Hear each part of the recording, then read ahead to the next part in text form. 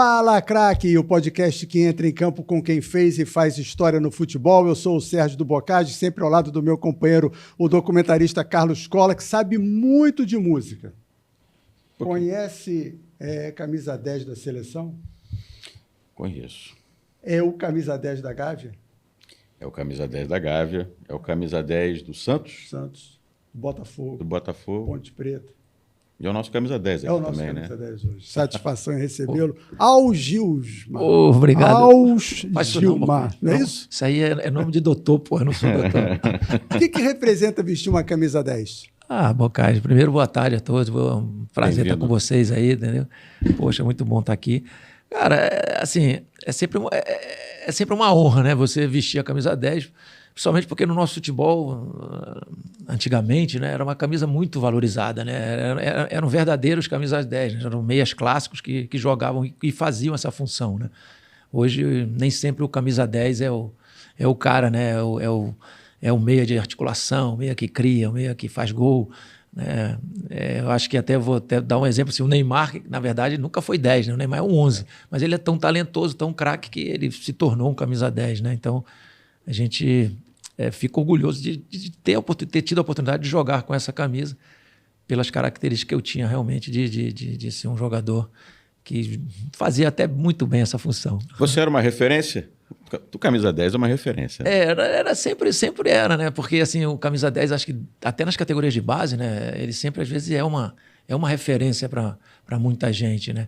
E eu posso dizer que acabei vindo para uma equipe, né, que tinha uma referência gigante, né? Que era o Galo, né? Então, assim, era fantástico. Apesar de ser apaixonado, né, pela camisa do Corinthians, pelo fator Rivelino, né? Porque, por eu ser canhoto, né, lá em Manaus, quando eu estava em Manaus, quando eu batia na bola, o pessoal, pô, esse guri lembra o Riva e tal. Tem bigode? Não tinha, mas era canhoto, né? Mas eu foquei, espero que o Rivelino não ouça isso, né? Dizer que eu batia parecido com ele, que é impossível bater igual o Riva, que era uma coisa espetacular. Então, assim, é por isso que eu, assim, passei a vestir a camisa 10 desde pequenininho mesmo, né? E acabou ficando, né? E o Riva era a sua referência, seu espelho? Era o Riva, né? Aí depois eu comecei a conhecer mais a história também do Flamengo e tal, do Zico. Minha família não concordava muito, porque a família toda era vascaína, né? E meu pai era apaixonado pelo Vasco, né? Ele era Pelé, né? Ele era Pelé, Futebol Clube e Vasco, né? Então, assim... Pô, tu era todo contra, porque Tudo contra. Santos é o grande rival do Corinthians. Exatamente. E aí... E aí você ficava de castigo todo dia. Não, porque era assim... Como é que foi adiante essa profissão? Quando sobrava uma graninha, um dinheirinho assim, né, da escola e tal, aí eu juntava para comprar uma camisa de clube, que eu gostava de vestir e tal, que era criança, né? E aí a camisa, eu vestia todas as camisas, mas nunca a do Flamengo. A do Flamengo não era, ele não deixava eu comprar. Dificilmente o papai deixava eu comprar aí, mas eu comecei a ganhar admiração. O Zico começou a aparecer, o Flamengo e tal. Eu comecei a ganhar um gosto pela camisa, né? Nos botões, nos jogos de botão e tal. Mas eu também tinha uma admiração também pelo Vasco, né? Porque é aquela coisa, a família toda era Vasco, né? Então, assim, eu sou um cara que tem um coração grande, né? Apesar de... Mas você pequeno era o quê? Na verdade, eu era Rio Negro. Porque eu jogava... Saiu bem, né?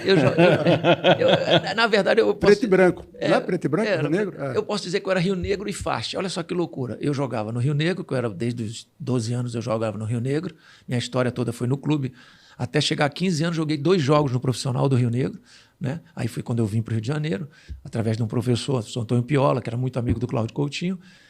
E meu pai era faxiano. E ele vivia dentro do Fast. Eu fui mascote do Fast. Então, assim, meu coração era sempre muito dividido. E tem uma coisa que a gente, por exemplo, do Norte, é diferente aqui do Sul, Sudeste, tal, que você tem realmente um time, né? Aquele é seu time. No Norte, a gente é assim, a gente tem um time em Minas, eu sou Cruzeiro. São Paulo, eu sou Santos. É um exemplo. Então a gente... Então, assim, acho que essa quantidade de times que a gente tinha, o coração fica grande, né? Fica grande. O seu pai te deserdou?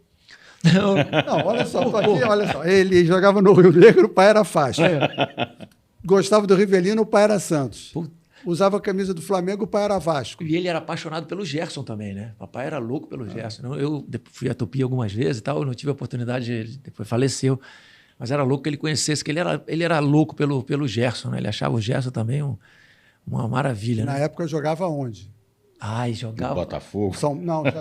Eu não lembro São agora. Paulo. Não lembro, Bocage. Eu sei que ele era Pelé e era tudo. Realmente as coisas não se encaixavam, né? Quando eu vim para o Rio, foi muito a contragosto, porque quando eu estava no Rio Negro, e eu joguei esses 2 jogos no profissional, a comissão técnica que foi para o Rio Negro, inclusive era o professor Antoninho, que trabalhou na seleção brasileira, nas categorias de base, e o supervisor era muito amigo, ligado ao pessoal do Vasco.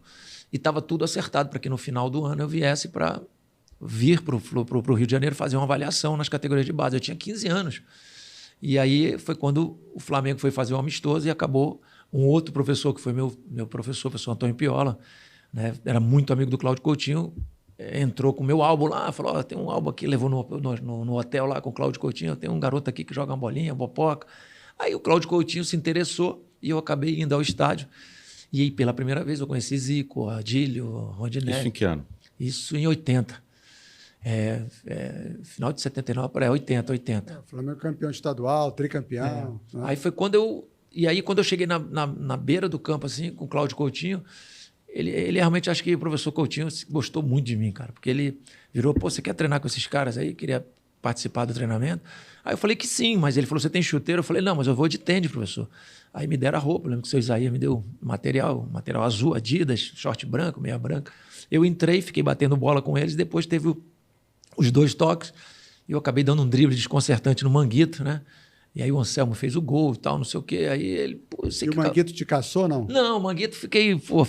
Esses caras assim, eles curtiram muito, né? Porque, sabe o que é, Bocage? Você imagina só na década de 80, Carlos, o Amazonas era considerado um estado muito fora do contexto, eixo, do contexto, entendeu? Assim, futebol, então, nem se falava. Aí um garoto que surge lá, né, Do nada, treina com os profissionais gabaritados como esses caras todos, né? Pô, só falar do Zico. Zico, lembro que tinha uma camisa, eu tenho uma foto Polaroid, né, daquelas que saía na hora. Uhum. Aquela camisa, tinha contrato com a Silze na época. Então, assim, eu conheci esses caras todos e, de repente, e depois de 3 anos, né? Cheguei em 80, e 3 anos depois, Bocage, eu era campeão brasileiro com eles já no banco deles, né? Então, assim, foi uma coisa muito repentina, muito rápida, né? Esse primeiro contato, como é que foi? Você lembra? Ah, pô, os caras mexeram muito comigo. Eu lembro que o Francalassi, né? Porque eu tinha um cabelinho de índia, assim. Você tinha quantos anos? 15. Nossa. O Francalassi mexeu muito comigo. Falou, pô, garoto, tu joga bola mesmo? Tu é muito magrinho, tô muito franzino e tal. Aí, aquela coisa, né? Do norte, né? Eu chegando lá no estádio. E aí foram brincando comigo e tal, mas foram me dando uma liberdade e tal, me tratando com o maior carinho. E até que eu entrei realmente no jogo, comecei a bater na bola. E eu sentia o professor Coutinho, assim, ele olhava para mim, sabe? Ele olhava assim com não sei se um carinho. Mas teve alguém que te acolheu assim, falou, esse moleque aqui eu vou ajudar aqui, vou tomar conta para... No treino. Não, assim te proteger ou... Não, assim, os caras me deixaram muito à vontade, né? Eles me deixaram com muita vontade, né? Com os jogadores todos, posso falar. E você foi o único a fazer um teste ali? Único. Entrar naquele time não era fácil, não. Mesmo no banco. No lugar de quem ali? Não, eu não Você entrou no time reserva. Exatamente, eu participei do treinamento desde os 2 toques. Mas mesmo assim já era uma coisa. Pô, é um sonho, né, fora cara? do normal. Um 2 toques ali. Os 2 toques. Aí o Cláudio Coutinho, assim, eu sentia que ele. Assim, eu senti assim, no coração, cara, que ele me olhava do jeito. Eu não sei, tipo assim, esse cara. Como se fosse um pai, né? Me adotou mesmo. E aí. Acabou o treino, ele foi conversar com meu pai, com a família, falou que gostaria que eu viesse fazer um treinamento, não que eu já estaria no Flamengo, mas que eu viria fazer na Sub-16, na Sub-15. E aí meu pai falou, tá bom, mas calma aí que tem que vir negócio de passagem, negócio de dinheiro. Aí falou, colégio, aí a gente consegue, não sei o quê. Ele até falou do colégio do Andrews, né, que na época era um colégio de ponta. Quando a gente ficou sabendo que, pô, de Andrews era colégio de gente rica, né?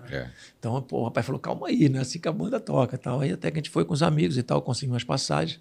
E aí eu vim para o Rio de Janeiro e cheguei já treinando, nem treinei nem com a Sub-15, eu treinei já praticamente com a Sub-17 já, né? E aí eu fui aprovado pelo professor Enio Farias, né? E seu pai, nisso tudo? Ele não gostou, assim, ele me deixou aqui, voltou, né? E acho que é por isso que eu gosto tanto de Copacabana, porque eu ia ficar na concentração do clube, mas lá em Jacarepaguá, na Praça Seca, só que não tinha vaga. E aí eu acabei ficando num quartinho de empregado lá do amigo do meu pai, lá em Copacabana e tal. E aí, no início, eu fazia eu ia junto com o material, porque o Flamengo, a base, não treinava na Gávea, né? Só treinava o profissional. A gente treinava sempre em lugares diferentes, às vezes em Vargem Grande, às vezes no BIP, ali na entrada da Ilha do Governador, enfim, vários lugares diferentes. E aí eu ia junto com o material até eu aprender, né?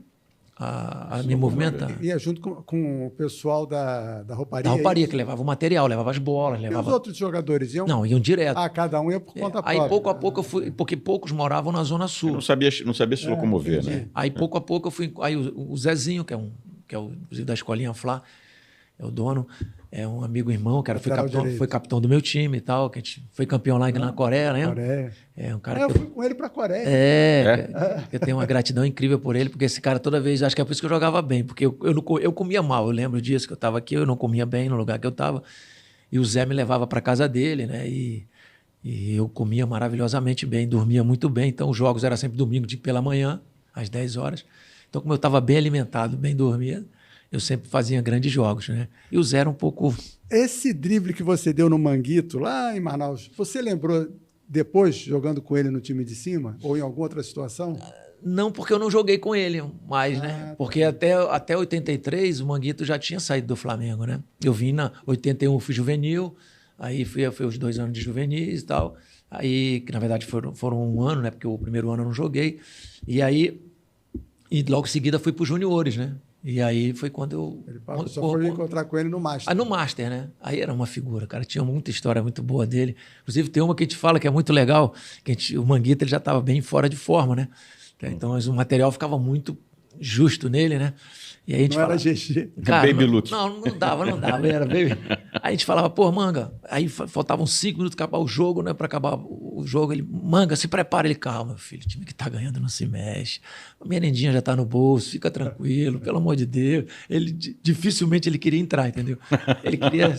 Porque pegava a merendinha, tinha sempre um cachezinho e tal, e a gente, depois eles iam tomar uma cervejinha. E o bicho era para todo mundo? Não, todo mundo, assim, viagem pro Master, assim, sempre o cachê, assim, não, dividido.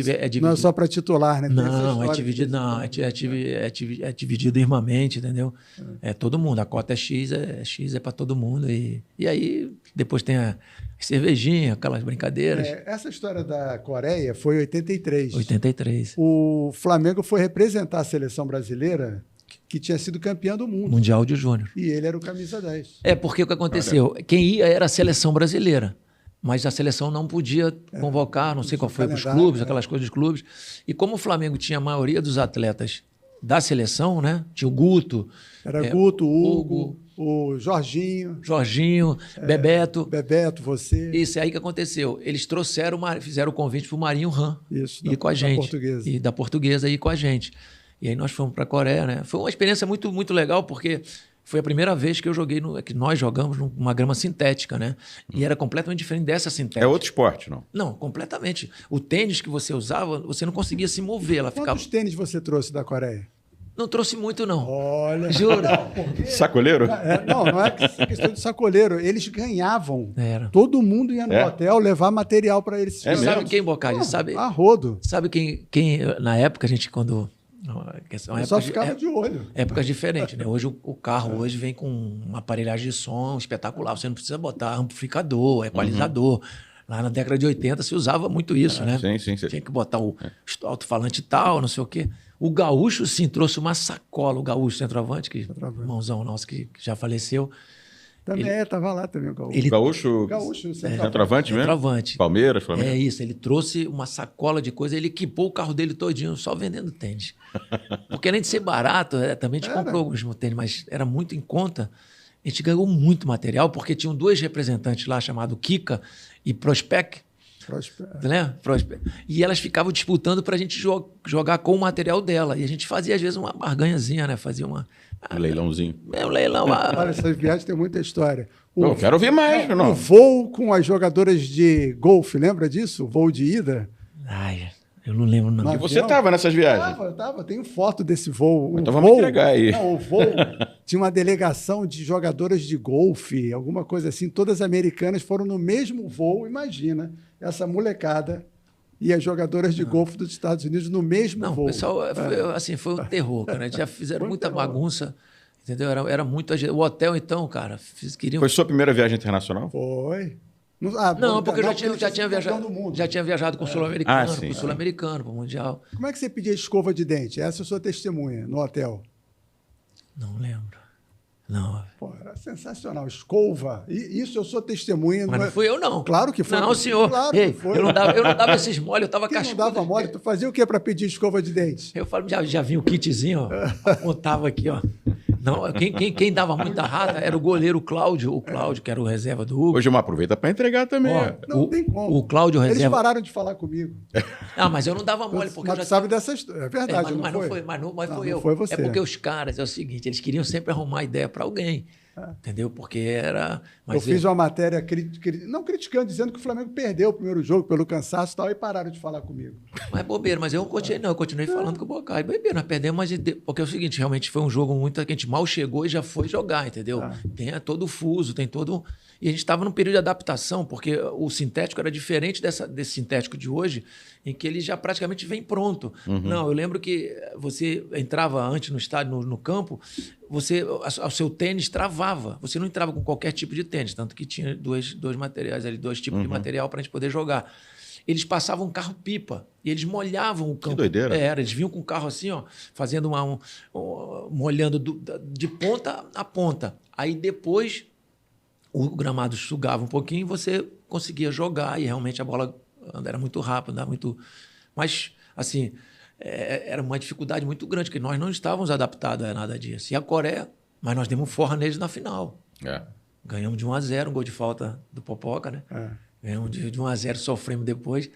Mas, assim, aí ganhamos de todo mundo. Depois ganhamos da seleção argentina, ganhamos da seleção coreana, da seleção argentina, seleção mexicana. Ganhamos de todos. Você passou alguma situação lá por conta da diferença da cultura? O Criciúma contou várias histórias, né? O Paulinho Criciúma contou várias histórias da Coreia. O Bocage também já contou. Não, nessa viagem específica, a gente foi uma brincadeira que a gente realmente chamou a atenção da rapaziada, porque fizeram a gente estava nas lojas e a gente não tinha eles não têm preocupação de segurança, né? Muita gente na loja, eles não estão preocupados se você vai mexer alguma coisa. Eu lembro que um dos meninos pegaram lá algumas coisas lá e realmente a moça, depois a gerente, sei lá o que, se sentiu traída, ela é voltada, ofendida. Foi até o hotel fazer uma reclamação e nós chamamos o grupo todo e falamos que era para devolver, porque a moça estava, ia passar tudo na conta da moça. E aí o pessoal devolveu, né? E para ver como é que é a cultura, né? Ela acabou depois levando um presente para cada atleta. Olha. Tipo assim, um short, uma camisa, uma meia, assim, de uma brincadeira sem graça, né? De uma brincadeira também que teve também, o Oscar deve lembrar, do quadro, tinha uns quadros das Olimpíadas que vinham fazendo uma escala, né, dos anos Porque teria a Olimpíada em 88. Isso, das Olimpíadas. Aí vocês rearranjaram. Aí, não, fizeram, então tiraram o quadro. Aí, a mesma coisa. Eu lembro até da brincadeira aí, a gente querendo cobrar do pessoal, cadê o quadro, cadê o quadro, cadê o quadro? Aí eu sei quem foi o cabeça da brincadeira. Aí eu falei, cara, vamos lá, vai devolver isso aí. Aí ele ficou com vergonha de devolver. Dentro do elevador tinha um cinzeiro grandão, assim. Aí ele foi e botou o quadro ali. E eu lembro que o senhor Daí Braga estava revoltado, né? Que era o nosso diretor. Estava revoltado. E aí ele... Tem uma hora que aí que acontecia, o elevador subia, descia, o quadro ficava ali. Ninguém tocava no quadro, porque todo mundo achava que fosse um enfeite do elevador. Um enfeite do elevador. Aí o senhor Daí, o quadro. Aí o Deni, o senhor Deni, falecido Deni, né? Pô, Deni, muito querido. Falou, senhor Daí, o quadro tá aqui, passou agora no elevador, é brincadeira, isso é palhaçada, não sei o quê. Senhor Daí, o quadro tá dentro do elevador, é o enfeite. É o ascensorista. Pô, então assim, foram coisas que a gente... O hotel não tinha um quarto andar. Era. Não, por quê? É um número que não tem na Coreia. Pulava do 3º para o 5º. E eu lembro também o negócio das massagens, né? Que a gente ia tomar massagem, né? Isso aí é muita bagunça, não valia, não. Os coreanos lá, né? E brasileiro, tu sabe como é que é, né? Fica pelado na frente de todo mundo, já viu a vaza que faz, né? Os coreanos meio devagarinho, meio pequenininho. Porque na Coreia, o pelo chama atenção. Então, a gente era cabeludo, né? Todo mundo tem pelo e eles ficavam impressionados e passando a mão no braço assim para ver o pelo. Eles ficavam com dificuldade para dar massagem na gente, por exemplo, para fazer massagem, né? Eu, pessoalmente, tenho bastante pelo. Agora, tem uma do Cláudio, goleiro. Esse sim, na hora do café, na hora do coisa, ele queria tomar uma água. Ele estava com a garganta inflamada, ele queria tomar uma água natural. E ele não sabia falar natural. Aí ele falava pro cara, amigo, hot, hot, hot, hot. O cara trouxe uma água pegando fogo, meu amigo. Quando ele bebeu, o cara queria matar. Ele queria... Porra, hot, ele entendeu que era quente, né, meu amigo? Porque, não tinha jeito, a gente nessas... Tempos de Coreia. Né? Teve uma feijoada. Lembra da feijoada? A gente foi para a cozinha fazer eu, Carlinhos e Isaías Tinoco. Meu Deus do céu. Fomos fazer uma feijoada na Coreia. Saiu com alguma latas. coisa ou não? É, umas Saiu, latas. Eu lembro disso. Para a delegação do Flamengo, latas de feijão, para eles poderem comer. Mas quem é que fazia a feijoada? E aí o Carlinhos e o Isaías tirou o Carlinhos técnico.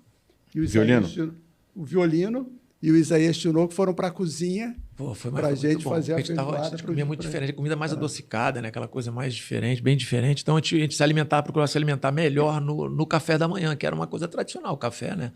Em leite, queijo, aquelas coisas. Eu tenho uma curiosidade. Popoca. Isso aí é apelido de infância, porque é o seguinte, minha mãe estava grávida, minha irmã queria uma irmã. Eu não sei qual foi ela que estava convencendo estava querendo convencer a minha irmã que seria uma menina, mas não tinha como. Aí quando chegou próximo lá do parto, eu acho que ela nasceu um menino e ela queria dizer para minha irmã que era um menino. E eu não sei qual foi a ideia dela de, sei lá, ela viajou na pipoca, em alguma coisa, ou comeu. Aí falou, seu popoca, ficou. Aí ficou... Para a vida inteira. A vida toda, poca. E no colégio, onde eu ia, ninguém me chamava pelo nome. Poca. Gil, eu dificilmente falava Gil. Gil veio pegar mais aqui, né?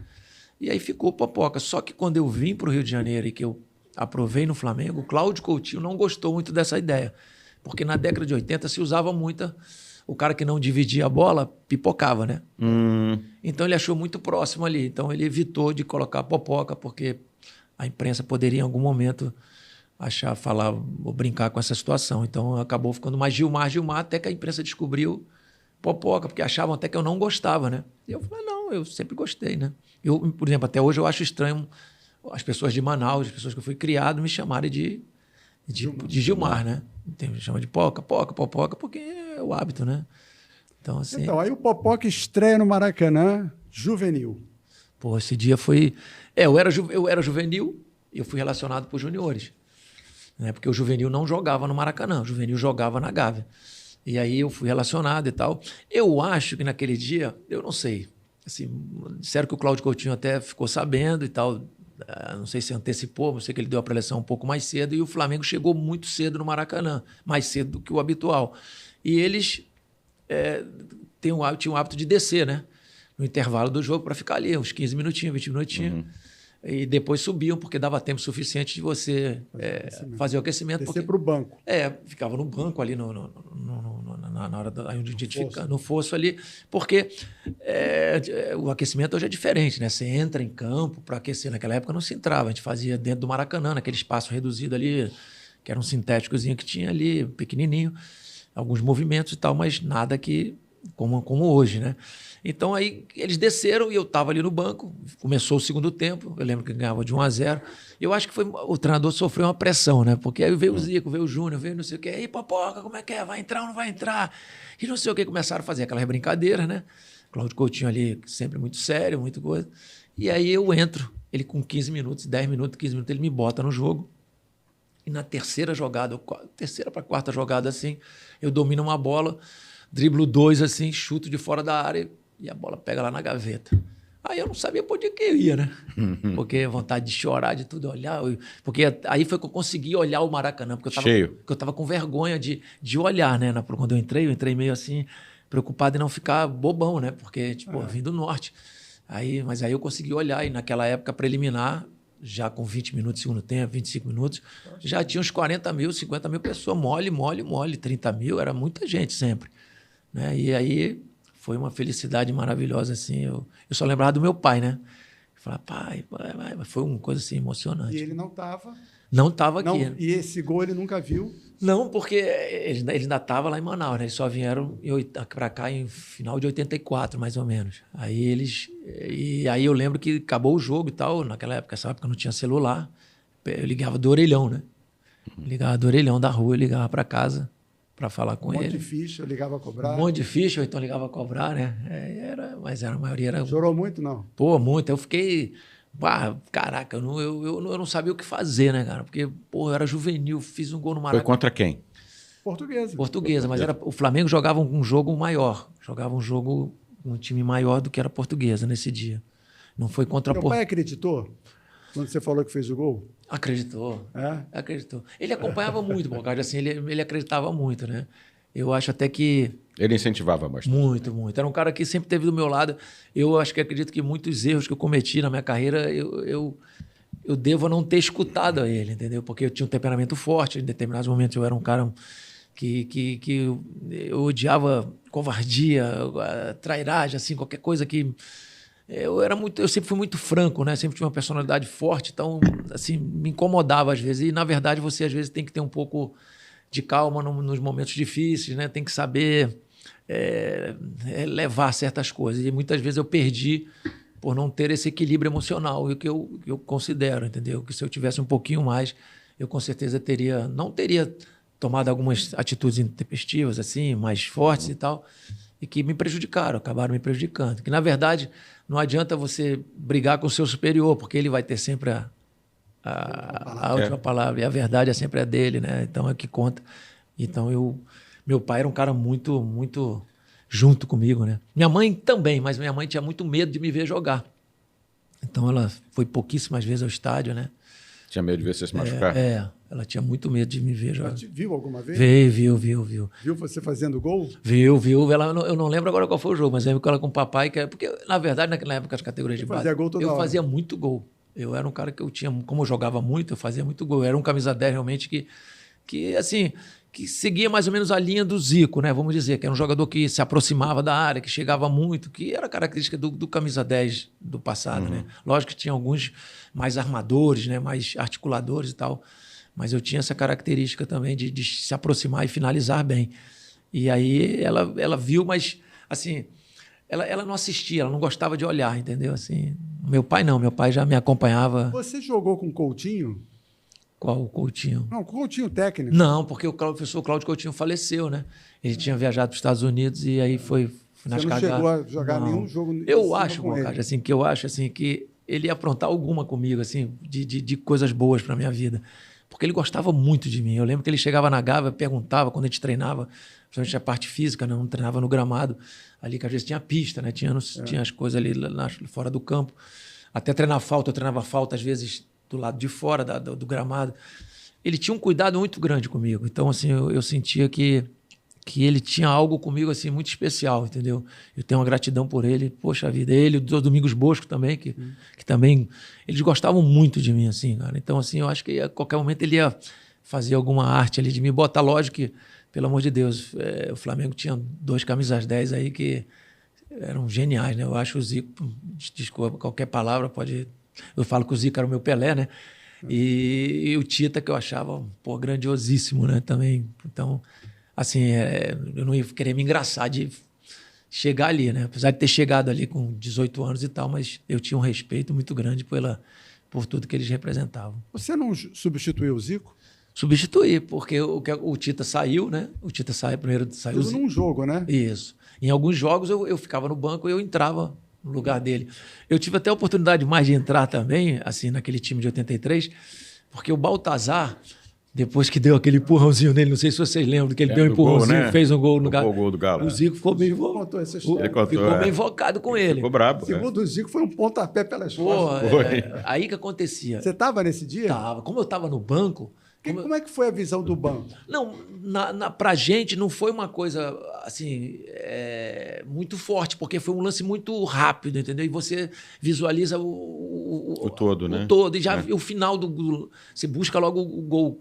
Então, assim, parecia que ele deu só um empurrão, deu um toquinho e ele atropelou o Zico e fez o gol. Deu a nossa impressão ali, não foi uma coisa tão depois na imagem, né, que você vai vendo, que realmente ele dá um tranco bem forte no Zico ali e tal. Aí que acontecia? Uma entrada, né? Dá uma entrada criminosa. Nossa! No vestiário. Rapaz, eu não lembro assim, mas eu vou te falar. Ele contou. A veia do homem devia estar tufada, porque ele, quando ficava zangado, irmão, a veia dele, ele não aliviava ninguém. Ele era muito forte nesse aspecto. E eu lembro que, por o Baltazar ter feito isso, o Carlos Alberto Torres, que na época era o treinador, sempre substituía o Baltazar, porque o Baltazar pegava a bola no fundo, o Galo entrava, pô, ele não dava, ele chutava. Pô, aí o Galo esbravejava, né? Aí no que esbravejava, lógico, lá de fora o treinador tá observando, tirava ele, me botava de 10 e empurrava o Zico com mais liberdade para ficar mais próximo ali do gol. Quando mais livre, né? Para ele ficar mais solto ali. E eu que fazia a recomposição ali e tal. Então eu entrava muitos jogos, né? Assim, ao lado dele, alguns ao lado dele. E tive algumas oportunidades também de substituí-los, né? Acho que um dos jogos mais marcantes foi um Fla-Flu, em que nós ganhamos de 1-0. Com 8 minutos de jogo, ele sentiu a panturrilha, né? Sentiu a panturrilha, tinha umas 80 mil pessoas no Maracanã. E eu entrei com 8 minutos de jogo. Vai sair quem? Não vai sair só o Zico. Eu falei, pô, tá bom. Aí eu fui, mas ele me deu uma força e tal, eu entrei e realmente eu correspondi. Estreia? Não. O Baltazar te passou a bola? Não, mas aí o Baltazar não estava nesse jogo. O Baltazar não estava nesse jogo. Eu lembro até do Baltazar, que ele era evangélico, né? E era muito legal, eu assisti algumas vezes, eu gosto muito. Mas tinha dias que ele acordava a gente 7h30 da manhã para participar do culto, né? E tal. Pô, eu falei, Baltazar, 7h30 da manhã, Baltazar, pelo amor de Deus, ainda nem tomei café e tal. Dia de jogo, ele acordava a gente cedo. Mas era um cara muito querido também. Era uma pessoa... Você jogou com ele? Joguei com ele. E ele deixou de passar a bola para você? Não, porque assim... O problema dele o negócio dele era com o Zico. Eu acho que, às vezes, a situação sempre ocorria com o Galo, entendeu? Porque... Assim, a gente está acostumado, às vezes, a bola está sendo jogada pelos lados do campo e há uma penetração e tal, fazer uma jogada para trás, dar um passe. Mas ele não, ele tinha o hábito de finalizar. Ele não tinha conversa. Matador. Ele chutava, meu irmão, e dane-se quem tivesse atrás. E aí talvez o Zico pegou essa bronca, né, depois dessa situação. Mas o Nunes também estava na Gávea nessa época. Mas o Nunes... Estavam juntos. O Nunes era mais tranquilo. O Nunes era um cara mais assim, que encaixou melhor, porque o Nunes, ele fazia essa movimentação toda para o time que era altamente técnico, né? Que era o time do Flamengo, mas ele era um cara que ele era, se você prestar atenção, ele é um cara solidário, ele dava uns passes, ele também ajudava nesse sentido, ele não era um cara fominha. Ele tinha um poder de finalização maravilhoso, né? Perna direita, perna esquerda, eu lembro que ele treinava muito isso, mas ele não era, assim, egoísta, você está entendendo, a ponto de criar essa bronca que o Galo pegou do Baltazar, né? Você diz que o Zico não amenizava com ninguém. Não. E com você? Não, comigo assim... Nunca te deu bronca?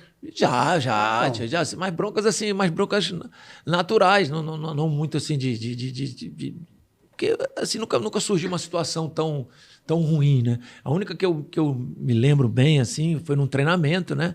E eu, 18 anos, garoto treinando entre os profissionais e tal, e a gente fazendo trabalho de finalização, se eu não estou equivocado e tal. E aí, eu na fila, né, esperando minha hora de chutar, e eu, por estar muito feliz, eu estava conversando muito, estava trocando ideia, conversando, e aí eu perdi minha vez. Eu só ouvi aquele grito lá de trás, Gilmar... Aqui não é a Disneylândia, não, hein? Falo pra você, desde esse dia, nunca mais eu conversei.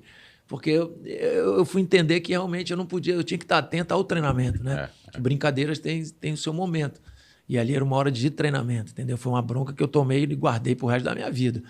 E eu parei de conversar na fila e aí nunca mais ele me deu bronca. Nesse time, quem era o cara que era o xerife, assim, que mandava e que brigava mesmo em campo, que puxava todo mundo? O cara mais chato era o Júnior. O Júnior? Nossa. O Júnior, meu amigo, se você errasse uma bola, errasse um negócio, ele não aliviava. E o mais querido era o Leandro, cara. O Leandro era sempre muito querido. O Leandro, todo mundo que passa aqui fala bem do Leandro. Pô, o Leandro era muito querido, cara. O Leandro nunca... Fora a categoria. Pô, não, era fora de série. Até uma vez a gente riu muito, porque o Adalberto subiu junto comigo, né? A gente subiu junto. Dalzinho, pô. Lateral esquerdo. De maior lateral esquerdo que eu já vi também. Pena que quebrou a perna. Mas, cara, aí teve um jogo no Maracanã, cruzaram uma bola, pá, um tumulto na área, todo mundo assustado. Ele matou no peito, saiu jogando. O Adalberto, Leandro, deixa de palhaçada, não sei o que. Falei, tu tá maluco, cara. Olha quem é, né? O Leandro tá acostumado. Aí o Leandro, ele só riu, ele só curtiu. Calma, gente, calma. Ele sempre levava, né? Era impressionante. O Moser falou isso também, contou uma história dele. Impressionante. E a bola vinha na área, ele Chuta, Leandro. Leandro matava no peito e levava. Era impressionante. Pau comendo. Ele... Não, é impressionante. Perna direita, perna esquerda. E... Léo!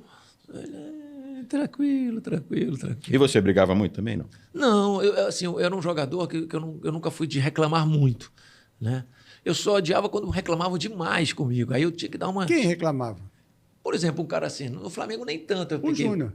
Não, o Júnior, mas depois o Júnior saiu, né? Por exemplo, eu fiquei com o Andrade e Adílio. Pô, são dois caras maravilhosos. Eram caras que mais te orientavam. O Andrade, principalmente, era um cara que te orientava Você muito.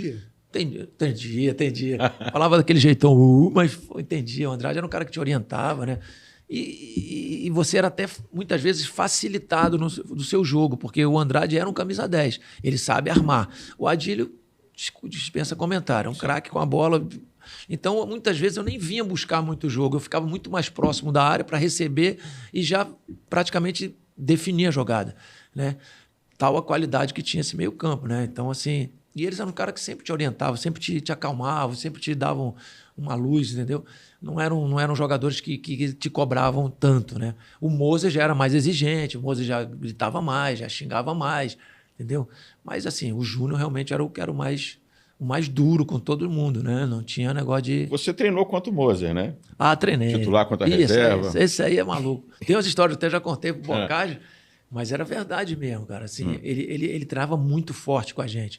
Porque você imagina só, um coletivo, de um lado você ter Andrade, Adílio, Zico, Moser, Júnior, Leandro, pô, olha a quantidade desses caras, né? E aí num time de baixo tinha eu, Bebeto, Aldair, aí às vezes o Zinho, era um time, Vinícius, eram muitos jogadores qualificados ali, Gaúcho, pô, então a gente também tinha uma qualidade muito grande, a gente acabava encarando não só pela qualidade, porque a qualidade deles era, pô, pelo amor de Deus, dispensa comentários, mas pelo fator de juventude, né? Era bom. Era um jogo jogado. Então nós fazíamos uma correria, às vezes, em cima dele. E eu tinha o hábito de driblar, de fazer as coisas, e de vez em quando eu fazia umas gracinhas em cima do Moser, né? E aí, Por que em cima do Moser? Você gostava? Não, mas é porque era assim, uma época foi Moser e Figueiredo. Eu falava Que até... também era... Pô, meu irmão, eu falava até que era G2. A primeira fazia tchan, a segunda tchan. Porra, não era mole não, cara. Os caras não aliviavam. O Figueiredo, o cotovelo dele era aqui, ó. Ele, na hora que você saía, ele só... Sabe, ele não aliviava. No treino. No treino, imagina no jogo. Não, graças a Deus eu nunca joguei com esses caras, não. Mas eles não aliviavam. E assim, o Moser sempre ele fala, né? Eu já vi algumas entrevistas dele, ele fala que ele estava preparando a gente, porque o jogo não era fácil. Né? Então, assim... A gente sofria com ele. E ele não treinava com chuteira baixa, ele só treinava com chuteira de alumínio, cara. Ele tem a mania de jogar com chuteira, pô, meu amigo, que era pontuda assim, ó. Então eu contei uma vez pro Bocage que eu fui brincar num dois toques que teve um rachão. Pô, era cabelo bom contra cabelo ruim. E aí eu falei, porra, o Moser falou, tô em que time? Eu falei, eu era um dos caras que escolhi o time. Aí eu falei, você está no cabelo ruim hoje.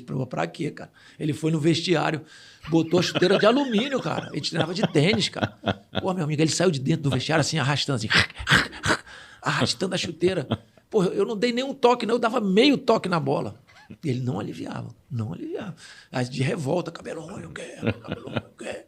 Que ele era esse cara que ele ficava qualquer coisa. Alguma vez ele acertou você? Pô, já, pô. Eu, Vinícius, de vez em quando tava uma chegada forte. Só que eu tinha uma malandragem, né? Quando ele já chegava para dar mesmo, assim, eu já tava meio que voando um pouquinho, já preparando o voo para poder não ser atingido, porque ele jogava... Foi você que correu pro vestiário numa dessa? Fui eu, porque é o seguinte, pô, eu recebo uma bola de costas.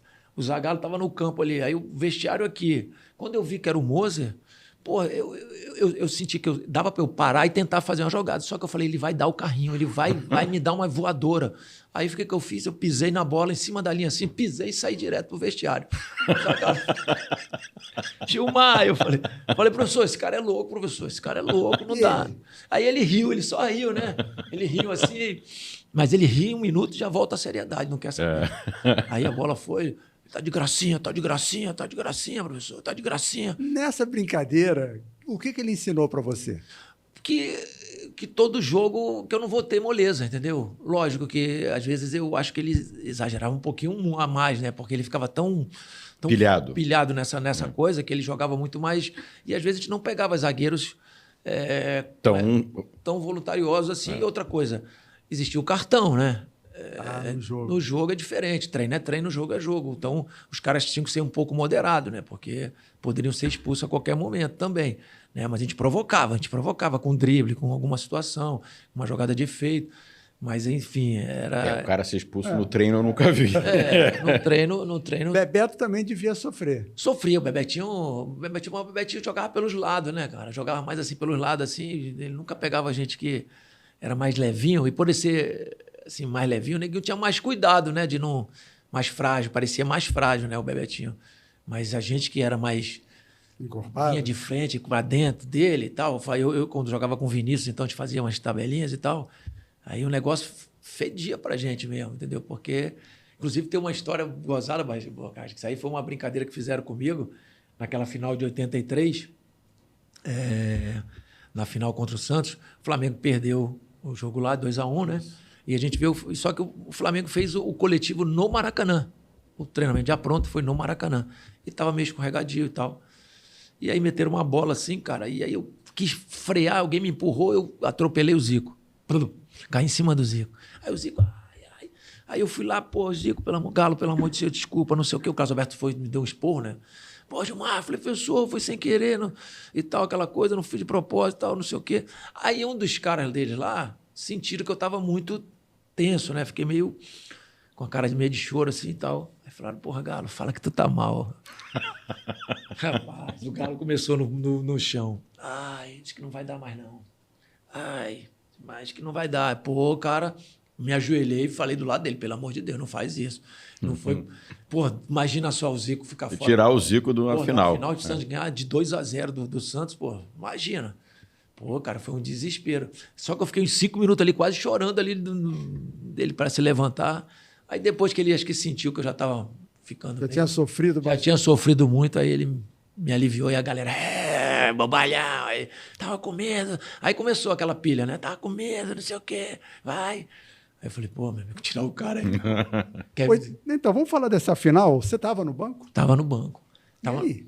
pô, assim, era louco para entrar, né? Só que a gente precisava... Lembra que naquela época eram 2 substituições, né? Então, tinha um goleiro e mais uma. Quando o goleiro não entrava, você podia utilizar as 2. Eu lembro que a gente precisava fazer gol. E a gente fez 1-0, não, 2-0 no primeiro tempo, não é isso? O gol do Zico. Do Zico, é. Não, a gente fez 1-0. O Adílio fez o terceiro gol. É. Eu acho que a gente fez, enfim, fez 2-0 no primeiro tempo. A gente precisava de gols. Aí ele tirou, eu não lembro com quem ele tirou, eu sei que ele botou o Robertinho, ponta direita. Então ficou faltando uma substituição. E aí a gente precisava ganhar esse jogo, né? Aí logo em seguida, depois o Adílio fez aquele gol de cruzamento Robertinho. Do Robertinho fez o gol, o terceiro gol. Já estava terminando o jogo. Tinha uma substituição em pauta ali, na mão, na manga, agulha ali. Na agulha. Caraca, aí eu, agoniado, né? 130 mil pessoas no Maracanã. Aí, daqui a pouco, o Carlos Alberto, eu vou mexer, vou trocar. Quando ele falou, foi trocar, eu levantei. Aí já fiquei encostadinho nele ali, né? Fui me aprumando ali perto dele, ele me olhava assim, aí eu dizia assim, eu baixinho, mas pô, com todo respeito, dizia eu. Só que ele... Aí teve uma hora que ele sentiu que eu estava vindo muito para perto dele, ele foi e me abraçou, assim. Eu tenho essa foto lá em casa. Ele me abraça assim, né? E fica rindo assim. E sou eu. E eu falando baixinho, né? Aí ele tinha, calma, garoto, calma, filho, calma. Pô, eu agoniado, porque ia acabar o jogo, faltavam uns 5 minutos. Aí ele optou realmente para botar o Ademar na lateral esquerda e trazer o Júnior para o meio campo, para fechar um pouco mais, né? Ter mais experiência, mais tudo, né? Porque eu, com certeza, ia querer pegar uma bola e fazer uma graça, né? Mas valeu também, porque... E aí não teve a briga no final? Aí teve aquela confusão, mas a gente não brigou, não. Eles brigaram com o repórter, Serginho, aqueles caras... Inclusive, eu joguei com o Serginho no Santos, né? Que era uma figuraça mesmo. Que era outro também que não aliviava, né? Mas esse aí era maluco lá no Santos. Mas era muito querido, foi muito querido comigo. Mas era louco também. Aquela loucura que ele fez no Maracanã, ele fazia lá em Santos, ele fazia brincando com... Na hora ali, o que vocês viram? Teve uma confusão. Não, mas assim, foi mais discussão, uma coisa boa, porque eles estavam pilhados, porque já tinham tomado o terceiro gol e o Flamengo continuava dominando o jogo. O Flamengo, o time do Flamengo tinha muita posse de bola. E eles estavam completamente já sem ação, né? Então só restavam eles criar alguma situação para tentar ali alguma coisa diferente, mas não tinha como. tinha como, eles estavam muito pilhados, eles não conseguiam, o Pita não conseguia mais jogar, os caras não conseguiam, entendeu? O time dos caras era muito, que eu também acho o Pita um cracaço de bola. Jogava muita bola. Aí no ano seguinte você pegou seleção olímpica. Foi Ele foi o melhor da Olimpíada. na Olimpíada. Foi aquela, Tá aquela convocação foi assim, inesperada, né? Porque nunca imaginei que ia para uma Olimpíada, né? Porque primeiro houve uma convocação, convocaram vários jogadores, inclusive o Elzo, né? Foi convocado, que jogou a Copa de 86. Só que daí passou um tempo, os clubes começaram a querer de volta os jogadores e não queriam ceder mais os jogadores. Aí a CBF teve que desfazer a seleção. Acho que ficou somente eu, o Chicão, da Ponte Preta, o Henrique goleiro, e mais um, que eu não estou lembrando agora, eu e o Ronaldo, lateral direito, porque o Luiz Carlos Vinck, que era o lateral direito, né, ficou nessa seleção. Isso aí convocaram uma nova seleção, já com a base toda do Internacional, né? Que era praticamente Dunga, Mauro Galvão. Tafarel? Não, era um tal de Mano, o goleiro. O Tafarel era um pouquinho... Foi depois. 88. E aí o Gilmar Rinaldi tomando a posição, né? E aí tomou conta ali atrás. Aí a zaga era Mauro Galvão e Pinga, que era um dos maiores zagueiros que ia ser do futebol brasileiro. Esse rapaz, infelizmente, tem um problema no tendão, se eu não estou equivocado. E aí André, lateral esquerdo, com o Ronaldo desse lateral direito, jogava Ademir e Dunga e eu. Ele pegou o Tonho, que era do Aimoré, que também foi pro do Grêmio, jogava de falso 7. O Kita e o Silvinho, que era um ponto esquerda bem hábil, né? E aí, o Dunga você tinha jogado com ele na seleção. Na seleção. O Dunga é um dos caras que eu mais discuti na minha vida. Mas ele era importante pra gente, cara. Por incrível que pareça, o Dunga é aquele cara chato, mas que é importante para quem tem técnica, para quem joga nessa função ali, porque muitas vezes você exagera, muitas vezes você relaxa. E ele não deixava isso acontecer. Ele toda hora te cutucava, entendeu? Bora. Para ele, você tinha que estar sempre, de vez em quando você dava uma pelada, né? Vai lá na China, mandava ele para a China e tal. Mas era assim, ele era importante para a gente, para que a gente desenvolvesse o nosso... Mas ele cobrava ou ele reclamava? Não, ele cobrava muito legal. Assim, eu achava... E tem aquele cara que é o reclamão também, que reclama de você passa certo, passa errado, o cara tá reclamando. Não, mas ele cobrava de uma forma muito interessante, porque, por exemplo, ele quando tinha bola, ele buscava a gente. Não era aquele cara, entendeu, que só criticava você, porque ele sabia que você, daquele para frente, era você que resolvia. Então, ele confiava e sabia, né? Só que ele exigia quando você, principalmente no Sul-Americano e principalmente no Mundial, né? Sul-Americano, a gente foi se moldando. Nós jogamos com meio campo muito técnico, né? Que só tínhamos praticamente um volante, que era o Dunga, que era o único jogador de marcação. O Giovani não tinha essa marcação. E o Giovani eram dois jogadores extremamente técnicos que jogavam mais de forma ofensiva, com 2 pontas abertos, que era Paulinho e Mauricinho. Uhum. Então, o Jair realmente foi muito inteligente quando ele fazia um treinamento para que a gente fizesse uma recomposição bem interessante no posicionamento, cara. Por isso que eu digo que muitas vezes eu acho... Alguns treinadores exageram nas palavras, né? Nessas palavras rebuscadas, aí falam bonito e tal, isso impressiona. O Jair não falava bonito, mas ele te mostrava o que tinha que ser feito, né? Onde você tinha que parar, onde você tinha que se posicionar. Ele deu uma aula no curso que eu fiz com ele. Cara, ele te dá uma aula tática que, pô, não sei se tem alguns treinadores que falam tão bonito aí. Ele entrega a mensagem, né? Pô, meu amigo, é simples futebol. Eu vou pela onda do Cruyff sempre. O Cruyff falava isso, futebol é simples. O difícil é fazer o simples, entendeu? E o Jair Pereira, pô, ele conseguia, ele posicionava a gente, falava aqui, você faz isso, vem para cá, sabe, do jeitão dele, né? Com a linguagem dele, né? Mas assim, taticamente, poxa, ele deu uma aula e nosso time não perdeu para ninguém. Entendeu? No Mundial não perdeu. Lá no Mundial, entendeu? A gente vai falar de novo de Olimpíada, mas o Jair tem história com você, né? Eu sou Jair, cara. Ele é muito... é boleiro. Aquele jeitão dele, ele é muito zangado, né? Então, assim, ele gosta de brincar. Ele é um cara assim muito... qualquer coisa ele desconfiava que você estava armando para ele, né? Aí teve uma vez no ônibus, no Sul-Americano, teve uma brincadeira, a gente cantava uma musiquinha e a gente falava um apelido. E aí o apelido... Né, pode cantar a musiquinha, não? Pode. A musiquinha era fui no Tororó, beber água e não achei. Aquela musiquinha, né? Aí achei o fulano. Aí todo mundo... Aí todo mundo caiu. Qual é o apelido do Dunga? Não, o Dunga era zangado. Pô, o cara mais... Giovani. Cabeção. Mauricinho. O Mauricinho não lembro agora. O Mauricinho é pequeno, né? Paulinho. Bebeto. Era o Ranulfo. Era o Ranulfo. Paulinho era o Ranulfo. Bebetinho, eu não lembro agora. Olha. Falava que era o meu chorãozinho, o pessoal. Chorãozinho. Você? Eu narigudo, né? Pô, mas assim, fala narigudo. Não, mas segue o Tororó. Tava no Tororó. Aí no Tororó, tô nessa bronca do Tororó. Aí o pessoal falou, jacaré velho. Porra, eu burro lá atrás, né? Porra, tava incendiando a bagunça lá atrás, lá no ônibus. Pô, no Tororó, velho. Aí no jacaré velho. Porra, meu amigo, era o Jair Pereira. Ele mandou parar o ônibus. Aí, chegar lá no hotel, Gilmar, ou não sei o que, lá no meu quarto. Falei, pô, o que houve, rapaz? Vocês... Mas pior que o jacaré, quem gritou com mais força fui eu. Porque eu tava bagunçando mesmo e eu gritei, jacaré! É aquele momento do silêncio de todo mundo. Mó trairagem, né? Sabe aquela trairagem mesmo? Ai, cara, ele, Gilmar, isso é brincadeira. Professor, e tal. Eu falei, professor, desculpa, professor, mas não foi maldade, professor, é brincadeira, mas é brincadeira, não sei o quê, não sei o quê. Aí no Botafogo, pegando mais um gancho assim, no Botafogo, eu me lembrei de uma lá no Motel Monza. O Botafogo concentrava no Motel Monza. A gente tava lá na brincadeira e eu, o pessoal, pô, Gil, imita o Jair.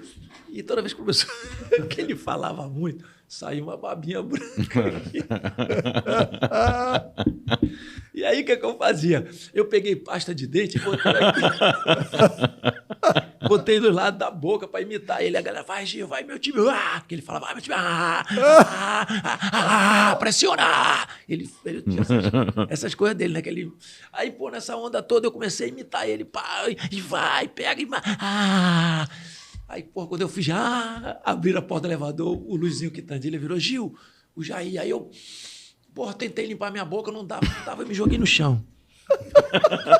E pô, me lambi a boca daqui. Gilmar, levanta. Gil. O que é isso, Gilmar? Calma aí, professor. Tô brincando, professor. Aí eu, levanta, Gilmar. Aí quando eu levantei, minha boca toda branca. Gilmar, eu já te falei, essa brincadeira, Gilmar. Aí, mas era assim, coisas que era saudável. Mas ele saudável pra quem, né? Pô, tu imagina, com a boca cheia de pasta. Ele chegou a ver? Lógico, porque minha boca tava aqui. Eu botei muita pasta aqui e aqui. E como eu falava, começou a ficar aquele jeito dele, só que foi exageradamente. Aí quando eu quis limpar, eu limpei e ficou com uma boca de palhaço e tal, aquela coisa aqui. O que é isso, Gilmar? Eu falei, professor, é brincadeira. Cara, eu sei que a gente curtia muito isso. É que agora não, agora tá tudo muito cheio de... muito profissional. Muito cheio de dedo, né? Você não pode ofender, não pode brincar. Tudo é ofensa e tal. Antigamente a coisa era mais... Mas ele também tinha história, ele também contava. Era mais divertido, né? Era mais livre. Era. Não, o Jair era, sempre teve muitas histórias, né? Que ele também participava aí, que ele fazia na época dele, né? Pois é. Então, aí vamos voltar na Olimpíada. Você faz 4 gols e sai de lá melhor da Olimpíada. Isso assim, serviu na sua carreira para quê? Foi assim, é camisa incrível. 10. É incrível. Porque, camisa 10. Camisa 10. É incrível porque, por exemplo, eu falo 5 porque teve disputa em pênalti, eu fiz de pênalti também conta, mas só contaram os 4, junto com o Schwereb. Acho que o Schwereb também foi um dos artilheiros da França.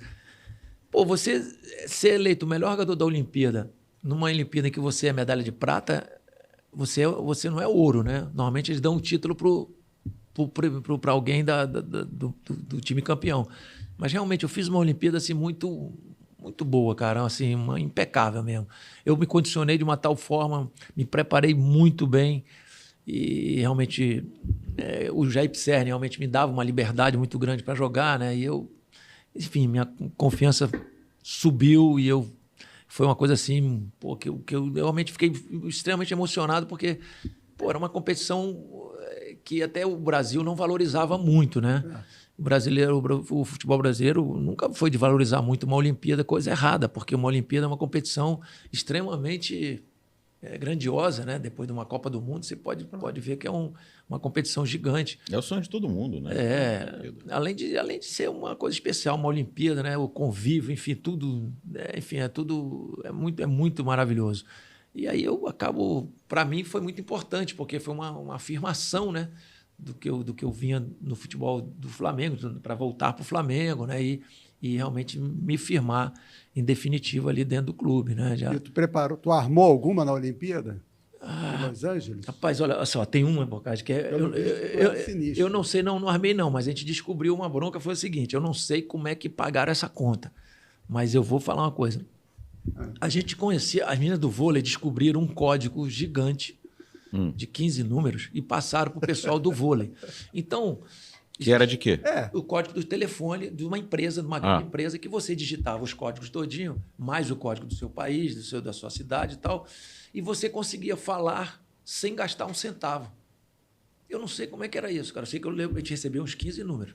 E aí o que acontecia? A gente ia para os orelhões lá e o pessoal achava que esse brasileiro deve ter dinheiro demais. Os caras são ricos, porque a gente ficava 5, 10 minutos conversando. A gente sentava no chão e ficava conversando com a família, com todo mundo, né? Então, eu não sei quem pagou a conta, como é que chegou pro COB lá, meu amigo, porque os brasileiros sabiam dessa armação e a gente curtia demais. E todo dia a gente ligava para casa. Todo dia, quase todo dia, tu ligava para casa. Telefone fixo, né? Fixo. E ligava para casa E nessa época era caro pra caramba, né? Era caro então, assim, pra caramba. foi uma das coisas assim mais Marcante, né, cara? E uma coisa marcante também, assim, que eu não esqueço também, é meio bobo assim, mas, pô, uma loura, porque a americana tem muita loura bonita, né? Tinha uma loura bonita lá. Pô, ela pediu para trocar a camisa. Aí eu falei, pô, mas ela vai trocar a camisa comigo? Cara, ela tirou a camisa, aí mostrou os seios, eu dei a minha camisa para ela, assim, eu falei, que faça isso, minha filha, pelo amor de Deus. Que loucura! Ela tirou a blusa e me deu a blusa. E ela jogava? Não, era uma torcedora, mas ela estava com uma camisa linda lá. Ela tirou uma camisa e eu pedi a camisa, eu fui dar uma camisa para o torcedor, que às vezes a gente sempre dava uma. E aí eu fui, e ela ficou... A gente tomou um susto, né, galera? Pô, o Gilmar tá bem. E cadê essa camisa? Não, tá guardado nos meus arquivos. A dela? Meus arquivos aí, eu tenho coisa. Eu tenho um autógrafo do Rivelino, cara. Naquela despedida do Raul, de 83. Eu tenho o autógrafo do Riva, que até me chamaram de boleirão, né? Porque o jogo foi aqui no Rio, lembra? No Maracanã. Claro. E aí o Riva jogou e tal. Alguns convidados que jogaram Falcão, jogaram outros jogadores também. E aí eu pedi um autógrafo, cara, pô, tá... Você jogou? Eu entrei no final. Com o Rivelino? Não, contra. Pô, eu queria mais olhar pro cara, né? Eu queria mais era olhar para ele do que jogar propriamente. Só de estar ali no campo, no meio desse... Foi o único cara que você pegou um autógrafo? Não, eu tenho do Zico. O Zico eu sempre tive. O Zico é foda. O Zico eu sempre tenho. Eu tenho chuteira do Galo. Eu tenho uma chuteira do Galo da Udinese, né? Eu liguei pro Zico lá na Itália com esse telefone aí. A gente abusou, pintou e abusou. Não, eu tenho Sim, bacana. Aí você estava na Olimpíada e liga para o Zico. Por quê? Eu liguei, porque era um cara assim, um ídolo nosso, né? Uma referência, né? De falar, só ter o prazer de falar, pô, Galo, olha só, tô na Olimpíada, tô jogando bem, fiz gol, essas coisas bobas, né? Mas que pra gente tem um significado grande de falar com um grande ídolo, né? E ele, pô, sempre muito receptivo, sempre muito agradável, né? Aí foi quando eu pedi, eu falei, pô, Galo, guarda uma chuteira, eu quero uma chuteira, entendeu? Aí eu tenho uma chuteira lá em casa até hoje, uma da Diadora. Ele assinou, um dia eu levei para ele assinar, ele falou, pô, não acredito que ainda tem isso. Aí eu tenho uma chuteira lá dele lá. Estou fazendo a conta. Fuso horário, Los Angeles, Udine. Você acordou ele? Eu sei que eu liguei para ele. Eu sei que ele me atendeu e falou bem comigo. Alô. Mas ele falou bem, ele era um cara assim, ele falou... Uma coisa bacana, né? Hoje, né, tudo, a tecnologia é muito rápida, a coisa é muito fácil. Mas uma vez a gente recebia tipo telegrama, né? Sim. Né? E aí, uma vez uma coisa que eu, por exemplo, nos treinadores que mais me cobrava, que sempre foi muito exigente comigo, eu sou o Carlinhos, a quem eu tenho muita gratidão mesmo, uma pessoa que muito me orientou, muito me fez crescer o meu futebol. Ele era muito exigente, cara. Era muito. Vou contar para você aqui. Tem uma vez, na base, eu fiz um jogo, na final contra o Campo Grande, foi 6-1. Eu fiz 2 gols assim, antológicos. Eu fiz um do meio de campo no Flamengo, na Gávea, e o outro que eu fiz driblei 2 assim, fiz um gol de cobertura, 2 gols lindos. E aí ele anotava todos os detalhes positivos e negativos seus. É impressionante. Ele sabia o que você fez no jogo. E nesse dia, e no final, ele dava uma nota. Ele fazia uma média. Aí eu falei, pô, esse dia eu acabei com o jogo, mas eu acabei. Ganhei até uma reportagem no Jornal dos Esportes. E aí eu falei, pô, ganhei nota 10. Aí chegou o meu nome, Gilmar, 9,5. Pô, Eu esperei ele falar. Falei, professor, mas por que 9,5, professor? O que que houve? Ele falou, Gilmar, um bom domínio, o domínio correto, a bola foge 1 palmo. A sua bola fugiu 2 palmos. Mas eu falei, professor, mas eu fiquei com a bola, não interessa. Você oportunizou o adversário de tomar a bola. Olha o grau que o Carlinhos tinha. De detalhe, né? Detalhe técnico, né? Assim, o bom domínio, você fica 1 palmo, 2 palmos, você dá possibilita o adversário de tomar a bola. Então, assim, eu fiquei super orgulhoso, assim, quando ele... E outra coisa que ele exigia muito de mim é que, às vezes, eu fazia grandes jogadas, fazia gols e tal, e, às vezes, você dá uma relaxada, né? Você fica sem participação. E aí ele gritava, Gilmar, mais participação. E aí eu lembro que eu recebi o telegrama, eu tenho lá em casa. E aí, ele, Gilmar, parabéns pelo desempenho, isso aqui, mas lá no final estava desse tamanho, mais participação. Tinha nota? Não, faltou não. Falou, mais participação, meu filho. Ele mandou lá para Los Angeles. Lá para Los Angeles, né? Ele ensinou, pô, muito legal. Aí, pô, mas mais participação. Então, assim, são coisas que marcam a gente, né? De ter um treinador. Você imitou o Carlinhos alguma vez? Não, quem imitava muito o Carlinhos era o Bigu. E o Bigu, se você sabe, ficou com o mesmo problema do Carlinhos no olho, né? Ele ficava meio piscando o olho assim. E o Bigu, de tanto imitar o Carlinhos... Pegou o tique.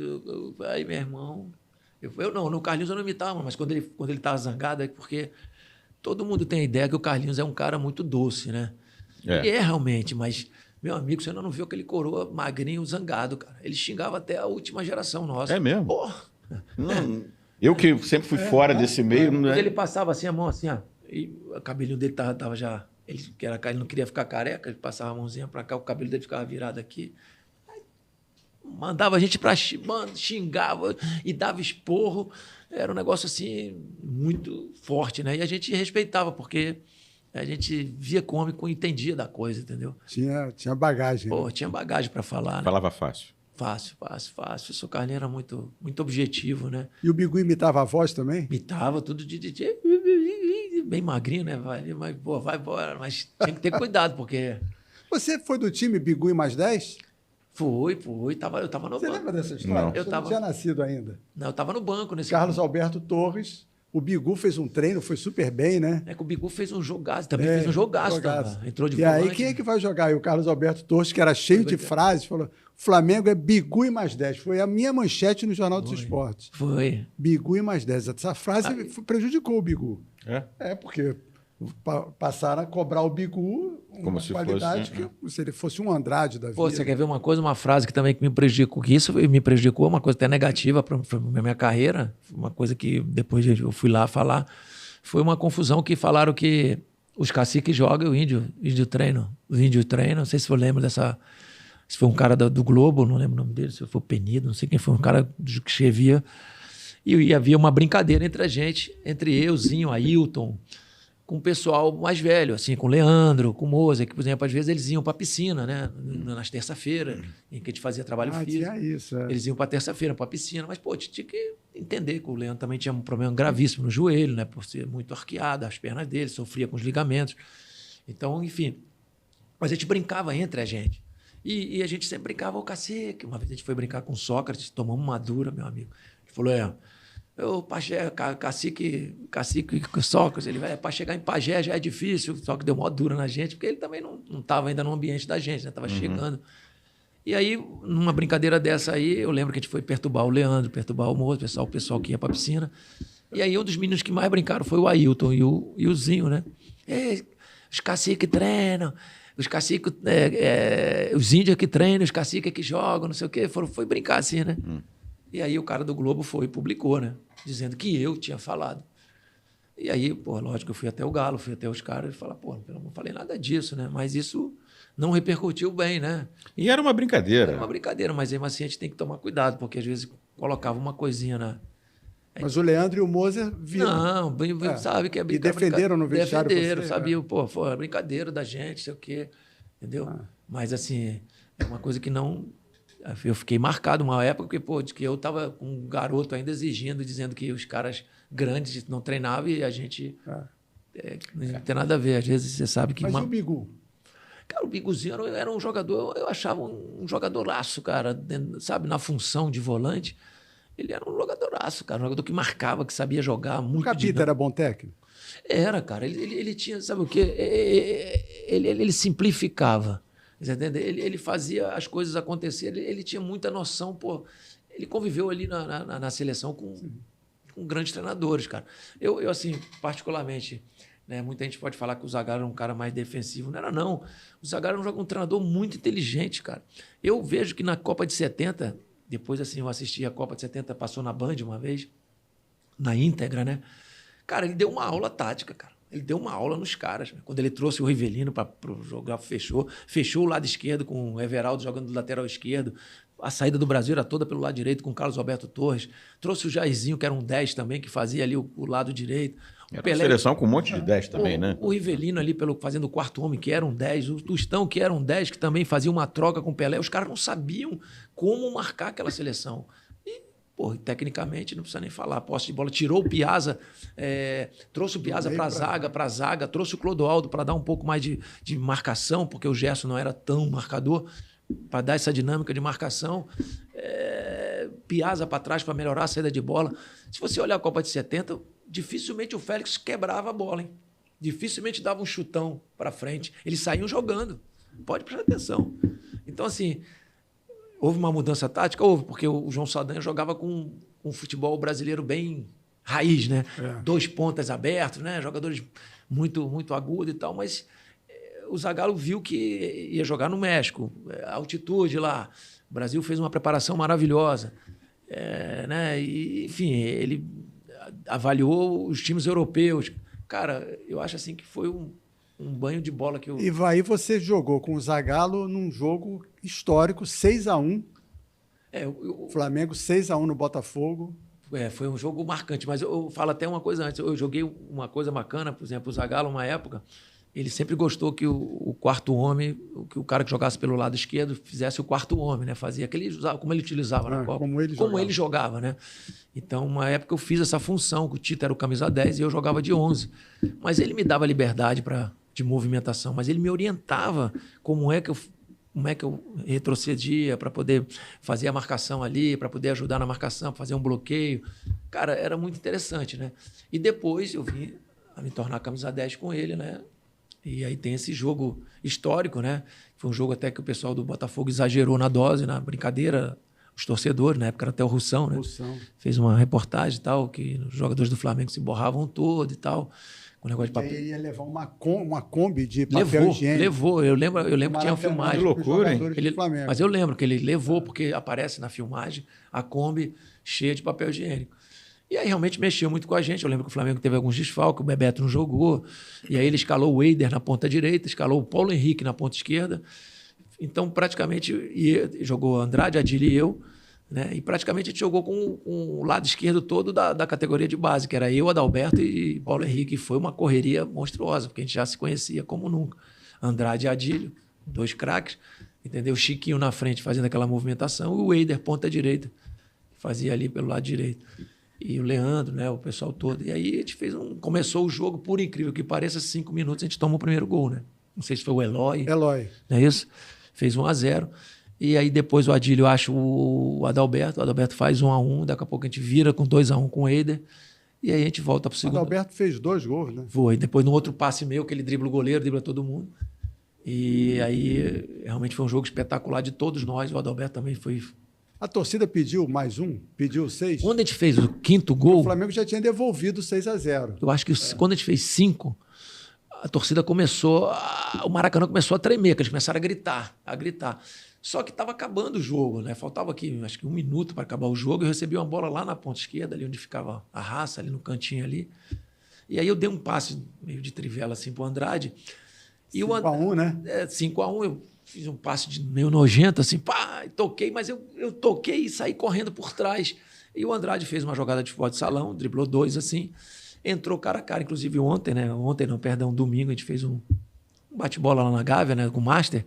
E o Andrade, a gente comentou isso, e o Andrade falou, pois é, eu mascarei, porque eu fiz uma jogada de salão, driblei 2, virei o rostinho assim, e tava 5-1, achei que o goleiro ia cair já direto para lá. Ele virou o pé, quando ele virou, o Luiz Carlos, que era o goleiro, rebateu para fora da área, e eu vim acompanhando a jogada. E aí peguei na veia mesmo. E aí 6-1, minha amiga. Virou o rosto também, né? Não, pô. Dei uma varada, foi lá aí foi só choro, né? Pô, a emoção foi muito grande, porque o Maracanã tava. A torcida do Flamengo ficou em pé para pedir o 6º gol, né? E aí eu faço o 6º gol e logo em seguida, segundos depois, acaba o jogo, né? Então foi uma coisa assim. E o Zagallo? Pô, o Zagallo, pô, o velhinho chorou aquele dia, cara. Ele estava emocionado, cara.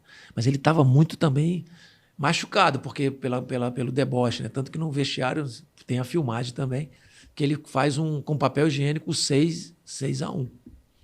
Ele gruda na parede. Porque ele estava realmente muito mexido. Ele queria ganhar aquele jogo de qualquer jeito. Não, porque ele se sentiu muito ofendido, né? Inclusive, uma curiosidade que também aparece na filmagem, você pode buscar, o Abel, no 4º ou 5º gol, abandona o banco do Botafogo. O Abel Braga? Abel Braga. Pode ver. O Abel sai do túnel e vai embora. Ele abandona o time. Acho que é no 5º gol. Ele sai do Maracanã, ele sai do túnel e vai embora. É uma coisa que é inusitada, né? Porque não fiz... Agora, uma resposta também, né? Um 6-1 categórico. Ele sai do banco e... Pô, mas foi muito, muito legal, muito... Então, tem uma história, antes de falar de Botafogo, o trote que você levou no Japão. Peraí, qual foi? Não foi no Japão? Da camisa 10 do Zico? Ah, foi. Isso é porque os caras tinham essa mania de brincar, né? Mas brincadeira tem hora, né? E tem os seus momentos. Você, às vezes, não... Quando é com os outros, né? Quando é com os outros. É que você nunca provocou o Zico? Nunca brincou com ele? Já. Pelo sorriso, já. Não, já brinca, assim, mas muito cuidado, né? Pô, afinal de contas. E ele descobriu? Não, a gente brinca assim, mas muito suavemente. Na época, o respeito era muito grande. Sabe o que é, Boca? A gente, na nossa época, assim, por mais que a gente já tivesse ali integrado e tal, a gente, eu acho assim, eu vejo assim um pouco diferente. São épocas diferentes. A gente tinha um respeito muito grande pelos caras, entendeu? Assim, E cumplicidade, né? Então, assim, a gente tinha muito uma admiração, uma coisa que a gente tinha um certo cuidado, Você né? não tinha pelo Moser? Não tinha, mas assim... Provocava. Não, mas eu provocava mais jogando, entendeu? Por exemplo, com o Leandro, por exemplo, a gente tinha um pouco mais de liberdade, porque às vezes a gente se encontrava na noite, né? Se encontrava ali no Rio de Janeiro e tal, nas praias e tal. Mas, assim, era diferente, entendeu? Assim, os caras que eram mais sérios. Zico, Júnior, a gente tinha um cuidado maior para brincar. Para brincar, né, cara? Porque a gente não sabia, sei lá, né, tomar uma bronquinha assim. Então a gente tinha uma... Só tinha cuidado, mas brincava. Brincava, mas sempre com muito cuidado. No lugar certo, na hora certa. Escondido. Eu vou lembrar uma aqui que é gozada. É bom né? lembrar. Não fui eu, não. Tá. A gente estava na... A gente acredita. A gente excursionava muito pela área da Arábia, pelos lugares aí, né? Oriente Médio. Muito, muito, né? Joguei Irã, Iraque, joguei contra o Iraque, joguei com a seleção Iraque. Eu fiz o 2º gol, entrei faltando 5 minutos para acabar o jogo. O Galo saiu, eu entrei e fiz um gol também debaixo da trave. Também, se eu não faço também, a mamãe me bater. E aí, a gente no treino, né? 2 toques ali e tal, não sei o quê. O Franca Lassi que estava apitando e tal. E ele dava uma puxada assim pro time do Galo, né? Assim, sempre com cuidado ali. Aí o Adalberto caiu na asneira de falar: Ô Franca, porra, tu só marca pro time do Zico? Pô, meu amigo, a veia do homem subiu aqui. Você chamou deu aquela rasgada de fechar o tempo. O Adalberto foi jogar atrás do gol. Foi jogar atrás do Zé Carlos. Ele não jogou mais nem nada, ele foi jogar atrás do gol. Por isso que a gente tem que ter cuidado, porque às vezes vem uma rasgada. Mas ele estava certo? Não, tinha uma puxadinha, né? Afinal de contas, às vezes os garotos queriam ganhar dos mais velhos. Não pode, não. A hierarquia, não era assim, né? A gente queria, às vezes... Então tinha que tomar cuidado. E o trote no Japão? E aí no Japão a gente chega na Copa Quirim, né? Que foi quando o Flamengo me trouxe de volta, que eu arrumei uma ideia de pegar minha mala, fui treinar no Botafogo, sem contrato, sem nada. O Botafogo me queria, isso foi uma confusão. Eu recebi um comunicado da CBF que eu era vinculado ao Flamengo. Foi uma confusão isso aí. Aí me levaram para a Copa Quirim dizendo que iam me trazer de volta ou iam me negociar, não sei o quê. E aí chegando no Japão, o professor João Carlos era o treinador. E aí na hora da escalação ali eu estou vendo... Eles não me mostraram aquele dia, não mostraram a numeração, né? E a gente ficava chuteiras embaixo das camisas, assim, né? A camisa ficava dobrada, mas aí ficava 1, 2, 3, 4, 5, 6. Agora não, que é 50, 23, 30. Aí a gente ficava, porra, eu tô vendo a minha chuteira na camisa 10. Eu falei, esse cara tá de brincadeira comigo. E todo mundo começou a trocar de roupa, né?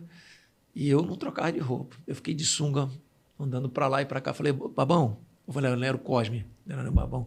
Cosme, tem alguma coisa errada. O que que é? Eu falei, presta atenção que a numeração tá errada, cara. Eu não posso estar com a camisa 10. Tu tá louco, cara? Aí, pô, não, mas mandaram a numeração é essa. Rapaz, quem disse que eu trocava de roupa? E aí o João Carlos, todo mundo gritava para mim, aí, Gilmar, como é que é? Vai trocar de roupa? Não. Eu falei, não vou, que tá errado. Aí o Galinho entra, né? Aí ele fala, pá, aquele jeito dele.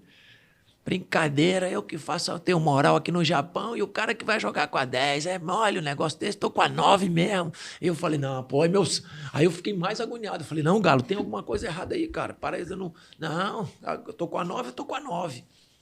E ele sentou, vestiu o short, vestiu o meu. Eu falei, pô, não, meu amigo. Eu falei, pô, cara, eu agoniado, cara. Eu, não, Galo, não, por favor. E eu, pô, e todo mundo já me debochando e tal. Aí, depois de muito tempo, o professor falei, João, fui lá com o professor João Carlos, falei, professor, tem uma coisa errada aí, professor. Esse cara aí, pô, eu não tô com a 10, pelo amor de Deus, professor. Faz isso não, você vai, pelo amor de Deus. Ele, não, tá bom. Aí, depois que eu sofri muito, é que, pô, o homem é camisa 10. Eu joguei com a 9, tô muito feliz, já tava jogando do lado dele, né? Fizemos até o meu campo com o Delacy, com o Gersinho, foi muito legal. E aí, fiz um campeonato também brilhante lá com eles lá, né? Joguei todos os jogos, né? E ele faz o gol da final, né? É muito legal. Ele estava voltando de uma lesão, né? Mas, graças a Deus, foi bem bacana essa... Você foi para o Botafogo em 88. 88. E como é que foi lá? Pô, foi maravilhoso. Botafogo, uma camisa também maravilhosa, cara. Assim, que eu fiquei muito feliz. Então você não ficou para o campeonato? Não, fui emprestado, né? O senhor Emil fez a primeira... O senhor Emil queria comprar meu passe na época. Meu passe pertencia à Ponte Preta. Havia um negócio, metade do Flamengo, metade da Ponte. Aí sempre criava uma dificuldade, acabou não comprando meu passe, mas conseguiu o empréstimo, né? E aí eu fico no Botafogo, vou para a excursão com o Botafogo para a primeira etapa do ano, para Maiorca, para Rijon, para várias cidades da Espanha. Ganhamos os torneios lá, né? Fui campeão lá, inclusive, no Troféu Maiorca, no Palma de Maiorca, em cima do Barcelona, que era... Tinha uma base da seleção espanhola, era o Bizarreta, goleiro, Baqueiro, Nadal. Acho que era o pai do Nadal, esse tenista, né? Enfim, era um time muito forte e nós fomos campeões. Ganhamos de 1-0. E eu vou contar uma história para você, que essa daqui, acho que foi uma das histórias mais hilárias que eu já participei lá do Botafogo, porque você imagina só Marinho e Josimar, né? Você imagina. Marinho, ponta direita. Ponta direita. E Josimar são dois malucos. Pá virada. Maluco da bola. E o Paulinho Criciúma sempre foi um cara nobre, né? Um maior exemplo pra gente. A gente tinha poeta. Uma admiração por ele, falava línguas e tal. E beleza, aí o Pinheiro, treinador, que era bem grosso, né? Mas muito sério, falou, rapaziada, eu vou fazer um pedido para vocês. Nós vamos decidir o título contra o Barcelona. Por favor, não vão pro bagaço. Não vão pra noitada, não vão devagar, beleza. Só que embaixo do hotel tinha um pub. E podia ficar ali até tal hora e tal, e depois subir. E todo mundo tá por ali. E aí aparecia sempre mais meninas, né? Passei mais mulheres bonitas e tal, as espanholas lá e tal. E nesse dia apareceu, e aí o Marinho e o Josimar, foram para dentro das mulheres. E aí conseguiram convencer, eu não sei como, o Paulinho Criciúma para dar uma ajuda a eles na resenha, na lábia. Na boa papo. E aí, resultado, acabaram levando o Paulinho Criciúma junto. Né? Não sei para onde foram e tal, beleza. E aí chegaram na madruga. Os dois ou os três? Eu acredito que os três, né? Aí chegaram na madruga. Só que só viram o Marinho e o Josimar. E não viram o Paulinho Criciúma. E preleção era no hotel. E aí o Pinheiro entra com a cara emburrada, naquele narigão já bufando de raiva. Pô, Josimar, Marinho, eu pedi tanto pra vocês, meu filho, pra não ir pro bagaço e não sei o quê. E o Paulinho Criciúma do meu lado aqui, né? E aí, conforme o Pinheiro ia falando e se exaltando, o Paulinho Criciúma começava a ficar vermelho, né? E ele falava, levantava o dedinho, professor, ele, calma, meu filho, que você vai já falar, calma, deixa eu terminar. E ele largando o aço em cima do Paulinho, dos dois. E o Paulinho levantava o dedinho, professor, ele, o que é, meu filho? Fale. Vocês estão vendo esse rapaz? Esse rapaz é um exemplo. Esse rapaz é um exemplo. Pô, o Paulinho, cada vez mais vermelho, né, cara? Aí Fala, meu filho, fala, meu filho. Pô, Paulinho, professor, eu queria pedir desculpa de quê? O senhor quer pedir desculpa de quê, meu filho? Você não tem desculpa para pedir para mim? Professor, eu fui pro bagaço junto com os caras. Pô, aí o Pierrão falou assim, olha só, o quê? Não pode ser, meu filho. Ó, vou pegar as camisas na porra do vestiário e vou jogar pra cima. Quem pegar, pegou. E saiu, cara. E saiu da preleção. Foi embora. Pé da vida. Porra, meu irmão, a gente rasgando de rir. Talvez depois caiu na real. Falou, pô, a Amy que te arrumou. E o Paulinho, pô, gente, me perdoe, desculpa. E Paulo, não, tranquilo. Pô, aí vamos pro ônibus, um silêncio. Entramos no ônibus, fomos pro estádio. Chegou lá, as camisas lá, tudo ali, ó. E quem disse que o Pinheiro dava a escalação? Na época era o Raimundo Nonato, se eu não estou equivocado, o preparador. Doido para aquecer, sabendo quem era quem é o time. Aí lá vai jogar. Sabe? E ele já pé da vida com todo mundo.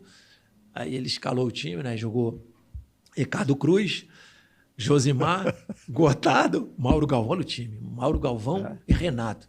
Aí jogou Carlos Alberto Santos, eu, Luizinho Quitandilha, eu acho que jogou o Magno, eu não sei se jogou o Jefferson Pepil, o Paulinho Simões fazia o falso 9 e o Marinho ponta direita. Adivinha quem fez o gol? Marinho. Cara, Marinho fez o gol. Todo mundo jogou muito. Marinho jogava? Monstro, craque. Cara, e ganhamos de 1-0, cara. Aí, pô, tudo ficou bem, mas tu imagina só, antes do jogo, o clima. Os caras foram pro bagaço, o cara foi pro bagaço, virou a noite, tava com o tornozelo machucado e fez o gol ainda. Então, E teve bagaço depois? Depois, meu campeão, o Emil pagou um prêmio que nunca te imaginou na nossa vida. O Emil Pinheiro chorava, cara. Paulinho Criciúma foi pro bagaço ou ficou em casa? Foi todo mundo. Aí já Nessa reunião, o Emil estava? Não. Quando o Pinheiro estava dando a dura? Não. O Pinheiro não estava. E Gotardo e Mauro Galvão? Não, pô, o Gotardo que é sério pra caramba, né? Gotardo é sério. Mas, pô, fazer aquela cara de pé da... Xerife. Mas não podia fazer nada contra, porque Paulinho sempre foi um exemplo pra gente, né? Sempre foi um cara... Se ele participou, é salvo-conduto pra todo mundo. Pô, mas imagina ele no desespero dele. Ele, pô, aí então assim... E ele ainda foi honesto, né? Pô, exatamente. Entendeu? Super sincero. Então assim, pô... E aí todo mundo jogou muita bola, cara. Todo mundo... Pô, foi um jogaço, cara. A gente conseguiu realmente fazer um jogo assim espetacular. Ganhamos de 1-0. Impressionante. Mas são coisas que do futebol, né? Deu certo. Deu certo. Uhum. Camisa 10 do Santos. Oh, ali foi uma época assim que o Santos vinha se reestruturando, né? Vinha organizando uma equipe. E aí eu sou contratado lá, lembro, até entrou no mercado, foi o Figuer, né? Aí me levou para o Santos. E o Santos estava mesclando uma turma jovem, né? Que era o Flavinho, lateral esquerdo, Camilo, zagueiro. Aí apareceu como é que é o nome dele? O César Sampaio. Aí vinha com Alex, como é que é? Não esqueci agora o outro nome do outro garoto que surgiu, Sérgio Manuel. Enfim, um monte. Era uma mescla, ela é bem interessante, com o Serginho Chulapa, né? Que é uma figuraça também, né? Mas querido demais, mas bota figura nisso. Entendeu? E aí eu chego, o seu Pepe era o treinador, e o seu Macias era muito legal, cara. O seu Pepe é outro cara que simplifica a coisa, e ele também conta muita história, né? Ele é um cara que, às vezes, para dar uma relaxada antes das preleções, assim, ele contava uma história para dar um basta, né? Lembra de alguma? Assim, não, eu lembro que ele contou uma história não sei se o nome era Pitico, eu não lembro, era um atacante que estava no banco numa viagem dele na época, não sei se era na época do Pelé, na época que eles estavam numa viagem, e aí ele contou que chegou na hora dele entrar, né? O treinador chegou e falou, Pitico, é o seguinte, porra, tu tem que ir no fundo, cruzar, porra, fechar aqui o lado direito, fechar por dentro, fechar por fora, ir no fundo, defender, atacar, não sei o quê. Ele falou assim, eu ganho muito pouco para fazer tudo isso que o senhor quer aí. Não dá para fazer isso, não, entendeu? Então, assim, ele vinha sempre com uma... E o Chulapa? Tem alguma passagem com o Chulapa? Cara, o Chulapa é louco. Eu lembro sempre tinha um jornalista lá na Vila, que ele era São Paulino, né? Então, ele tinha uma bronca terrível. E o Chulapa, assim, quando a gente entrava pro treino, todo mundo entrava uniformizado e tal, e ele entrava sempre com tênis. Na época, agora, não se chama mais Tiger, se chama Ace, né? Ace. Entendeu? Eu lembro que amarelinho, o azul, acho que era sem meia. Ele entrava de short, o tênis, e sem camisa, né? Ele já estava meio gordinho, né? Tá sendo mais pesado, ele entrava com a blusa aqui. E ele ia lá no campo e tal. E aí é que ele definia se ele ia treinar ou não, né, e tal. O seu Pepe tinha uma paciência com ele. Lembro até que ele estava no banco. Quem jogava era o Paulinho McLaren, né, que era o titular, e ele entrava depois. E aí esse jornalista caiu na asneira de falar uma barbaridade. E ele estava lá no meio-campo, cara. E ele... O cara escreveu alguma coisa. Os caras colocou alguma coisa que não estava interessante. Cara, esse cara saiu lá do meio-campo. A gente, Serginho, segura o Serginho. Não dá para segurar ele, porque ele é muito grande, forte. É um tanque, né? Ele quebrou toda a estrutura do departamento lá de comunicação lá do clube. Toda. Ele quebrou, ia atrás do cara, o cara vazou. Então, assim, o Serginho, ele não tinha... Filtro. Não, meu irmão. Com ele Mas era um cara que era, assim, útil para a equipe. Entendeu? Porque ele era um cara que, por exemplo, ele entrava no segundo tempo, era impressionante como os caras temiam ele, cara. Ele dizia... Então, bom, Pô, mas até eu tô com medo, né, cara? Pô, Você encontrou o Pelé? Uma vez eu ganhei um elogio, assim, que ele foi à Vila, né, e tal. Ganhou elogio dele, ganhava dos outros também, do seu Zito, do Clodoaldo, do pessoal que ia lá, Edu, né? Aí, pô, eu fiquei honrado, né, que o Pelé tava... Pô, tu vestia a camisa do Pelé, né? Porque ele não ia muito. É 10 do Pelé, né? Pô, cara.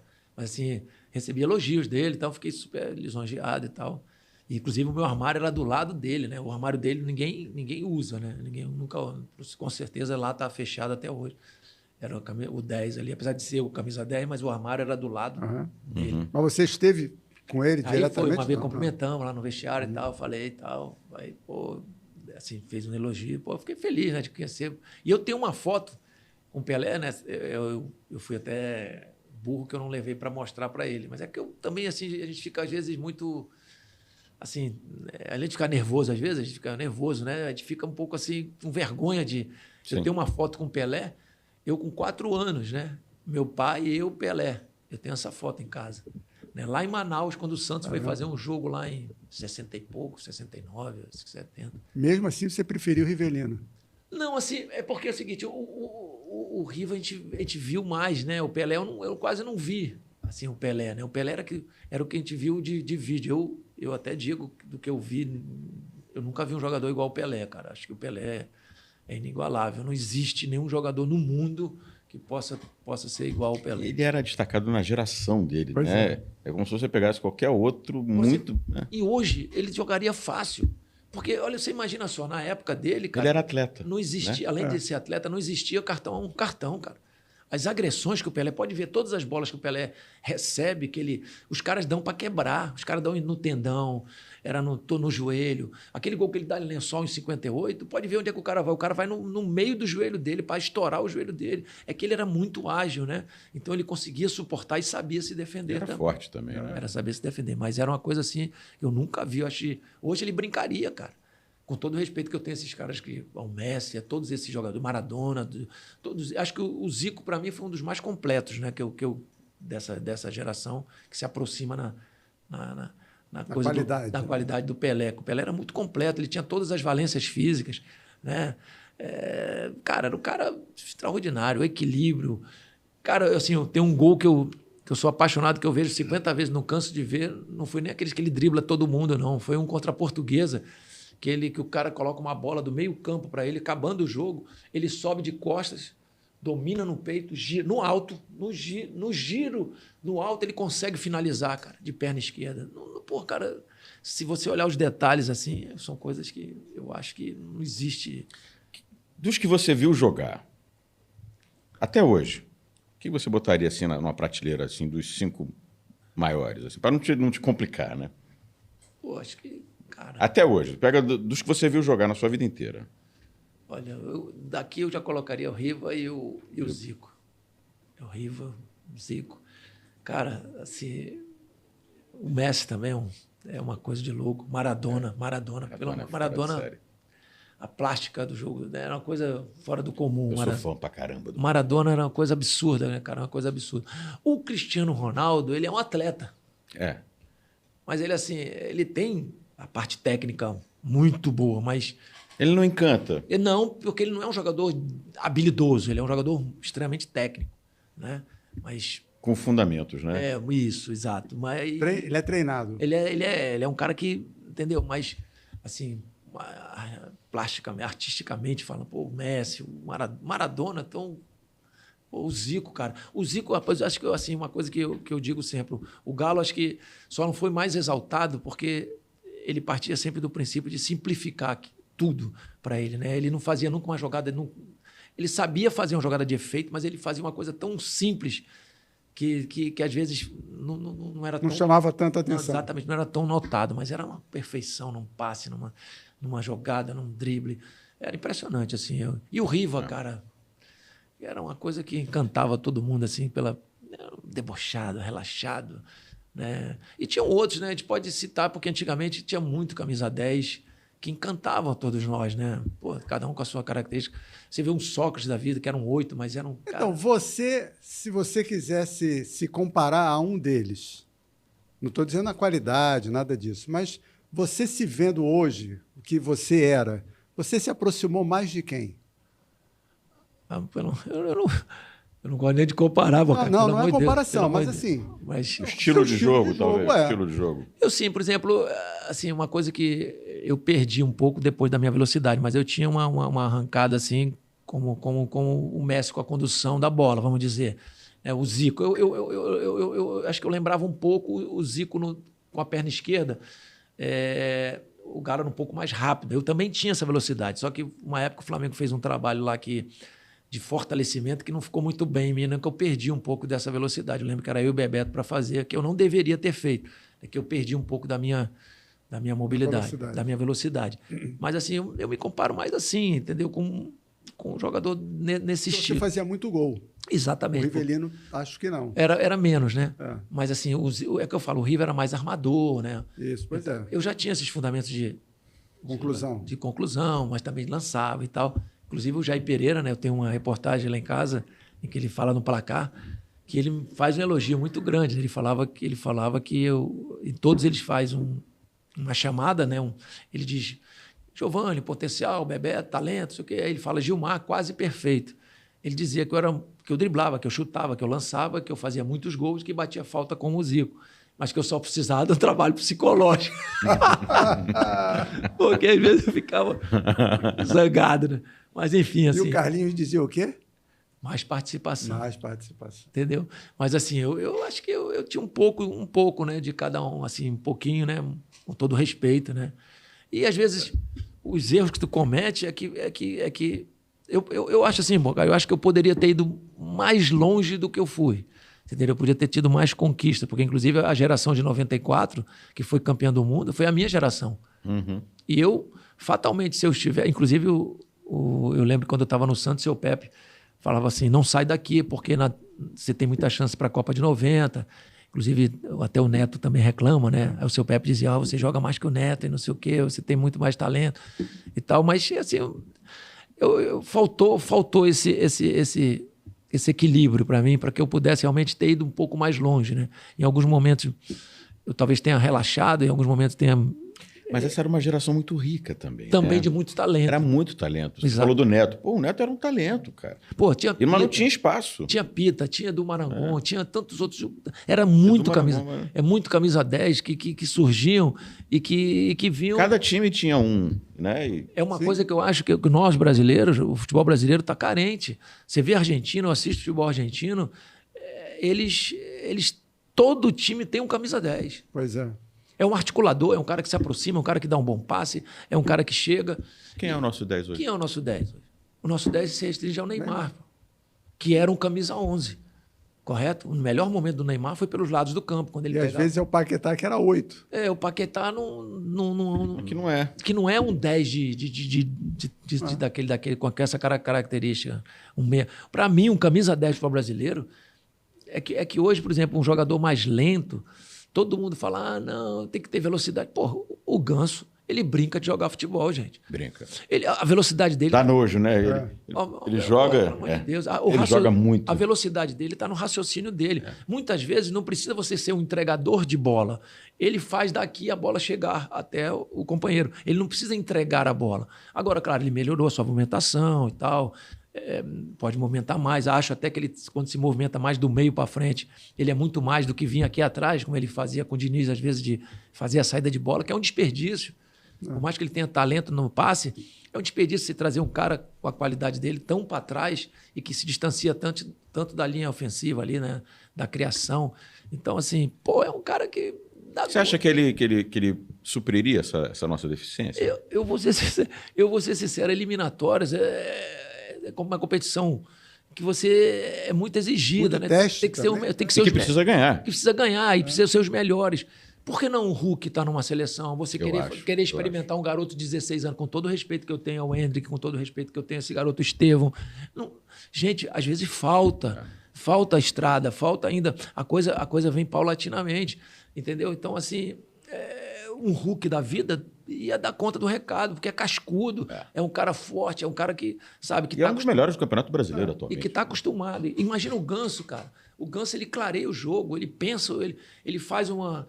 esse último lance que ele, com todo respeito, contra o Flamengo, ninguém imaginava que ele ia dar de calcanhar para cá, gente. A bola veio no alto, ele nem olhou. Assim, são jogadas que a gente sente falta no nosso futebol brasileiro, um passe desse genial. E ele às vezes...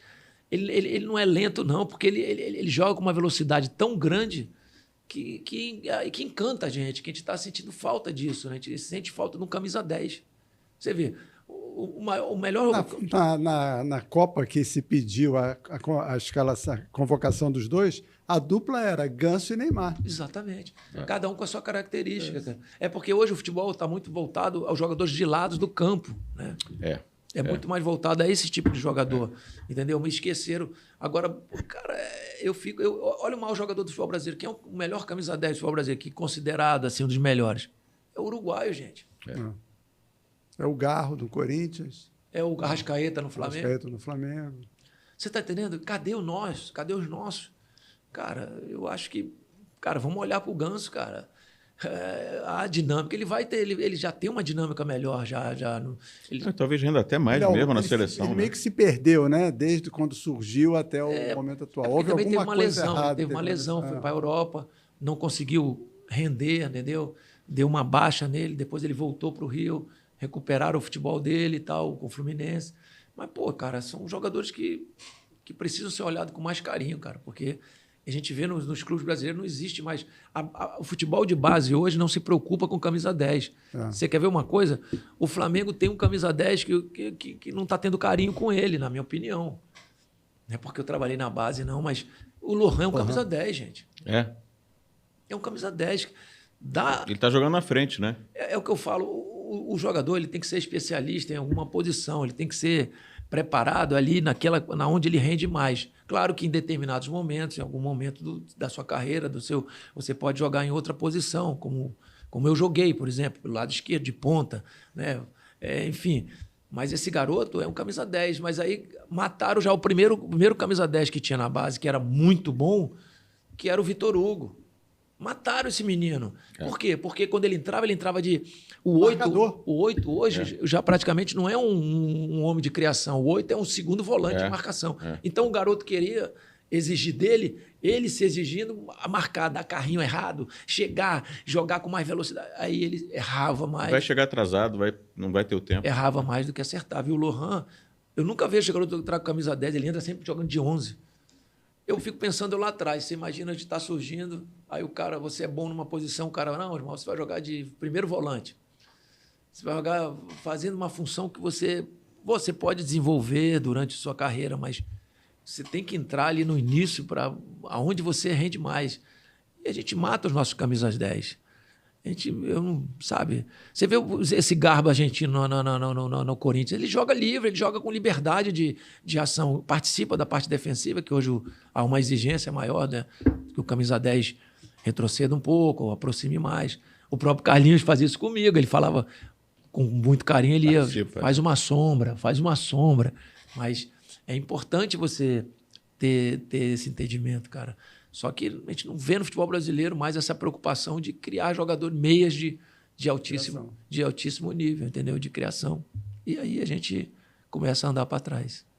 Mais participação, hein? Ô, Bocage. Obrigado. Obrigado, Gil. Valeu mesmo. Obrigado, é muita resenha. Muita história. Só pegar seu autógrafo. E eu não paro de imaginar a cena, você se jogando no chão com a boca toda suja. Não faça isso com o Jair Pereira. Gilmar! Jair mas era querido, muito querido, o professor Jair, a quem eu tenho muita admiração.